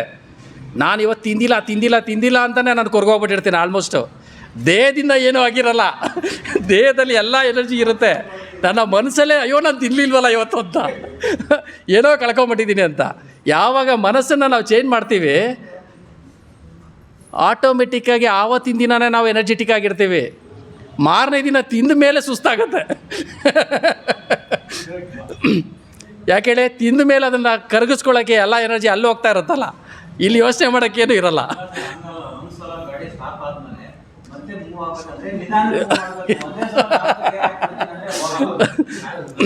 ಆ ಥರ ಅದು. ಸೊ ನೀವು ಎಕ್ಸ್ಪೆರಿಮೆಂಟ್ ಮಾಡಿ ನಮ್ಮ ಶಾಸ್ತ್ರಗಳಲ್ಲಿ ಕೊಟ್ಟಿರುವಂಥ ಎಲ್ಲ ವಿಧಿವಿಧಾನಗಳನ್ನು ಸೈಂಟಿಫಿಕ್ಕಾಗಿ ನೀವು ಎಕ್ಸ್ಪೆರಿಮೆಂಟ್ ಮಾಡಿದ್ರೂ ಅದರಿಂದ ನಿಮಗೆ ಕ್ಲಿಯರಾಗಿ ಗೊತ್ತಾಗುತ್ತೆ, ಹೌದು ಇದು ಕರೆಕ್ಟು ಅಂತ. ಅದು ಏಕಾದಶಿ ಆಗಿರ್ಬೋದು, ಅಥವಾ ಯಾವುದೋ ಒಂದು ಪ್ರಾಣಿಯ ಮಲವನ್ನು ತಂದು ನಿಮ್ಮ ಮನೆಯಲ್ಲಿ ಸಾರಿಸೋದಾಗಿರ್ಬೋದು. ಯಾವುದದು? ಯಾವುದೋ ಒಂದು ಪ್ರಾಣಿಯ ದೇಹದ ಮೂಳೆನ ತಗೊಂಬಂದು ದೇವರ ಮುಂದೆ ಊದೋದಾಗಿರ್ಬೋದು. ಆ ಥರ ಎಲ್ಲ ವಿಧಿವಿಧಾನಗಳನ್ನು ತಗೊಂಡ್ರೂ ಅದೇನಾಗಿರುತ್ತೆ? ಸೈಂಟಿಫಿಕ್ಕಾಗಿ ಕರೆಕ್ಟಾಗಿ ಇರುತ್ತೆ. ಯಾಕೆ? ಅದು ಬರ್ತಾ ಇರೋದು ಯಾರಿಂದ? ಪರ್ಫೆಕ್ಟ್ ಆಗಿರೋಂತಹ ಆ ಪೂರ್ಣನಿಂದ ಬರ್ತಾ ಇರೋದು. ಅದು ಯಾವತ್ತೂ ಅಪೂರ್ಣ ಆಗೋದಕ್ಕೆ ಚಾನ್ಸೇ ಇಲ್ಲ. ಪರಿಪೂರ್ಣವಾಗಿರೋನಿಂದ ಆ ಒಂದು ನಾಲೆಜ್ ಬರ್ತಾ ಇರೋದು. ಅವನು ಹೇಳ್ತಾ ಇರೋದು ಈ ರೀತಿ ಮಾಡಿ ಆ ರೀತಿ ಮಾಡಿ ಉದ್ಧಾರ ಆಗ್ತೀರಾ ಅಂತ. ಅವನು ಬಂದು ಡೈರೆಕ್ಟಾಗಿ ಭಗವದ್ಗೀತಾ ಹೇಳಿರೋದು. ಅದು ಯಾವತ್ತೂ ಮಿಸ್ಟೇಕ್ ಆಗೋದಕ್ಕೆ ಚಾನ್ಸೇ ಇಲ್ಲ. ಓಕೆ, ಬೇರೆ ಏನಾದ್ರು ಪ್ರಶ್ನೆ ಇದೆಯಾ? ಎಸ್, ಪ್ರಶ್ನೆ ಇಲ್ಲ ಅಂದರೆ ನಿಮಗೆಲ್ಲರಿಗೂ ಗೊತ್ತಿರೋ ರೀತಿ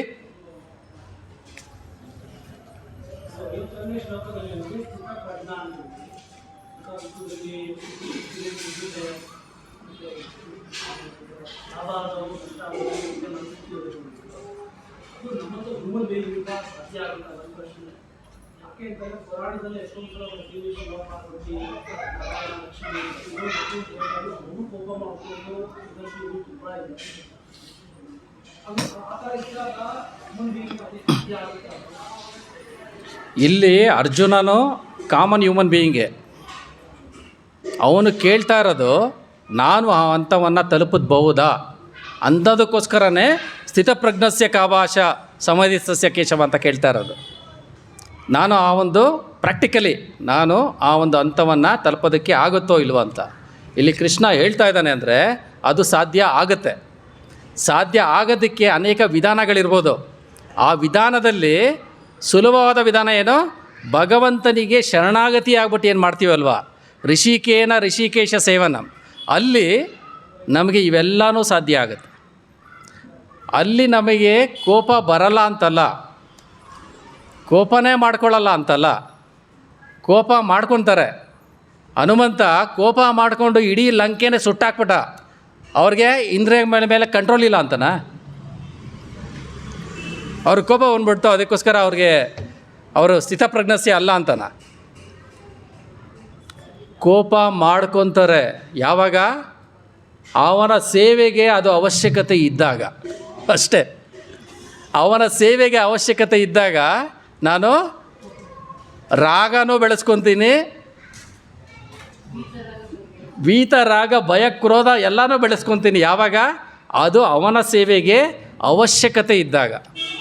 ಸೊ ಈ ರೀತಿ ಯಾವಾಗ ಬೇಕೋ ಆವಾಗ, ಅಂದರೆ ಭಗವಂತನ ಸೇವೆಗೋಸ್ಕರ ಅದನ್ನು ಮಾಡೋದ್ರಲ್ಲೂ ತಪ್ಪಿಲ್ಲ. ಯಾಕೇಳಿ, ಅದನ್ನು ಭಗವಂತನ ಸೇವೆಗೆ ಮಾಡೋದು ಅದೇ ಪರಮ ಗುರಿ. ಅಲ್ಟಿಮೇಟ್ಲಿ ಅವನ ಸೇವೆನೇ ಅಥವಾ ಅವನ ಸಂತೃಪ್ತಿನೇ ಅಲ್ಟಿಮೇಟ್ ಗುರಿ. ಇವೆಲ್ಲ ಬೈ ಪ್ರಾಡಕ್ಟ್ಸ್. ಇದು ಅದು ಮಾಡಬೇಕಾದ್ರೆ ಇವೆಲ್ಲ ಆಟೋಮೆಟಿಕ್ಕಾಗಿ ಕಂಟ್ರೋಲು ಆಗೇ ಆಗುತ್ತೆ. ಅವರು ನಮಗೆ ಎಕ್ಸಾಂಪಲ್ಗಳು ಕೊಟ್ಟಿರೋದು ಕೆಲವೊಂದು ಸಂದರ್ಭಗಳಲ್ಲಿ ಈ ರೀತಿನೂ ಆಗುತ್ತೆ ಅಂತ ನಮಗೆ ಒಂದು ಎಕ್ಸಾಂಪಲ್ ಆಗಿ. ನೀವು ಎಷ್ಟೊಂದು ಪ್ರಯತ್ನ ಪಟ್ಕೊಂಡು ಕಠಿಣವಾಗಿ ಮಾಡ್ತಾಯಿದ್ರೂ ಚಾನ್ಸಸ್ ಇರುತ್ತೆ, ಹುಷಾರಾಗಿರಿ. ಬೀಳೋ ಚಾನ್ಸಸ್ ಇರುತ್ತೆ, ಹುಷಾರಾಗಿರಿ.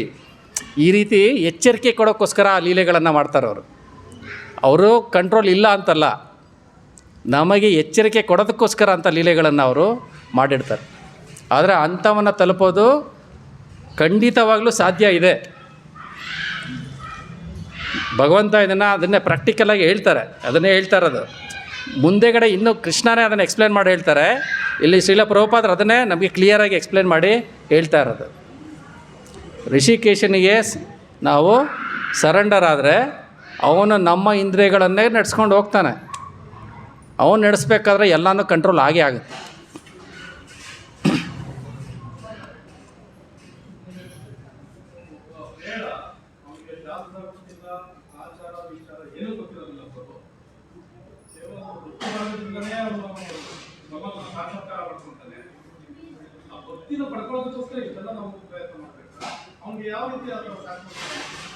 ನೋಡಿ, ಆ್ಯಕ್ಚುಲಿ ಪ್ರೀತಿ ಮಾಡಬೇಕು ಅಂದರೆ ಅದಕ್ಕೆ ಯಾವುದಾನ ಒಂದೇ ಒಂದು ರೂಲ್ಸ್ ರೆಗ್ಯುಲೇಷನ್ಸ್ ಹಿಂಗೆ ಒಂದು ಪ್ರೊಸೀಜರ್ ಇದೆಯಾ? ಹಿಂಗೆ ಲವ್ ಆಗಬೇಕು ಅಂತ ಏನಾದರೂ ಪ್ರೊಸೀಜರ್ ಇದೆಯಾ? ಅದು ಹೆಂಗೆ ಬೇಕಾದರೂ ಆಗ್ಬೋದು. ಓಕೆ, ಒಂದು ಪ್ರಾಸೆಸ್ಸಲ್ಲೂ ಆಗ್ಬೋದು, ಪ್ರಾಸೆಸ್ ಇಲ್ಲದೇನೂ ಆಗ್ಬೋದು. ಅಲ್ಟಿಮೇಟ್ಲಿ ಬೇಕಾಗಿರೋದೇನೋ ಅವನ ಮೇಲೆ ಆ ಒಂದು ಪ್ರೀತಿನ ಬೆಳೆಸ್ಕೊಳ್ಳೋದು. ಸೊ ಅದನ್ನು ಮಾಡೋಕ್ಕೋಸ್ಕರ ಈ ವಿಧಿವಿಧಾನಗಳು ಬೇಕು. ವಿಧಿವಿಧಾನಕ್ಕೋಸ್ಕರ ಭಗವಂತನ ಪ್ರೀತಿ ಇಲ್ಲ ಅಥವಾ ಭಕ್ತಿ ಇಲ್ಲ. ಭಕ್ತಿಗೋಸ್ಕರ ಇವೆಲ್ಲ ಬೇಕು. ಅದೇ ಬಂತು ಅಂದರೆ ಇದು ಆಟೋಮೆಟಿಕ್ಕಾಗಿ ನಮ್ಮ ಜೀವನದಲ್ಲಿ ಬರುತ್ತೆ. ಅದೇ ಬೇಡ ಆಗಿರ್ಬೋದು, ಅವನೇನು ಮಾಡ್ತಾನೆ, ನಮಸ್ಕಾರ ಮಾಡೇ ಮಾಡ್ತಾನೆ. ತನ್ನ ಎಲ್ಲ ಇಂದ್ರಿಯಗಳನ್ನು ಅವನ ಸೇವೆಗೆ ಒಪ್ಪಿಸ್ತಾನೆ. ಆಟೋಮೆಟಿಕ್ಕಾಗಿ ಈ ವಿಧಿಗಳನ್ನು ಅವನು ಫಾಲೋ ಮಾಡೋದಕ್ಕೆ ಶುರು ಮಾಡ್ತಾನೆ. ಅಲ್ಟಿಮೇಟ್ಲಿ ಬೇಕಿರೋದು ಆ ಗೋಲು. ಅದನ್ನು ರೀಚ್ ಆಗೋದಕ್ಕೋಸ್ಕರ ಇವೆಲ್ಲ ಒಂದು ವಿಧಿವಿಧಾನಗಳು. ಓಕೆನಾ? ಓಕೆ, ನಿಮಗೆಲ್ಲರಿಗೂ ಗೊತ್ತಿರೋ ರೀತಿ ಮುಂದಿನ ವಾರ ಪತಿತ ಪಾವನ ಶ್ರೀ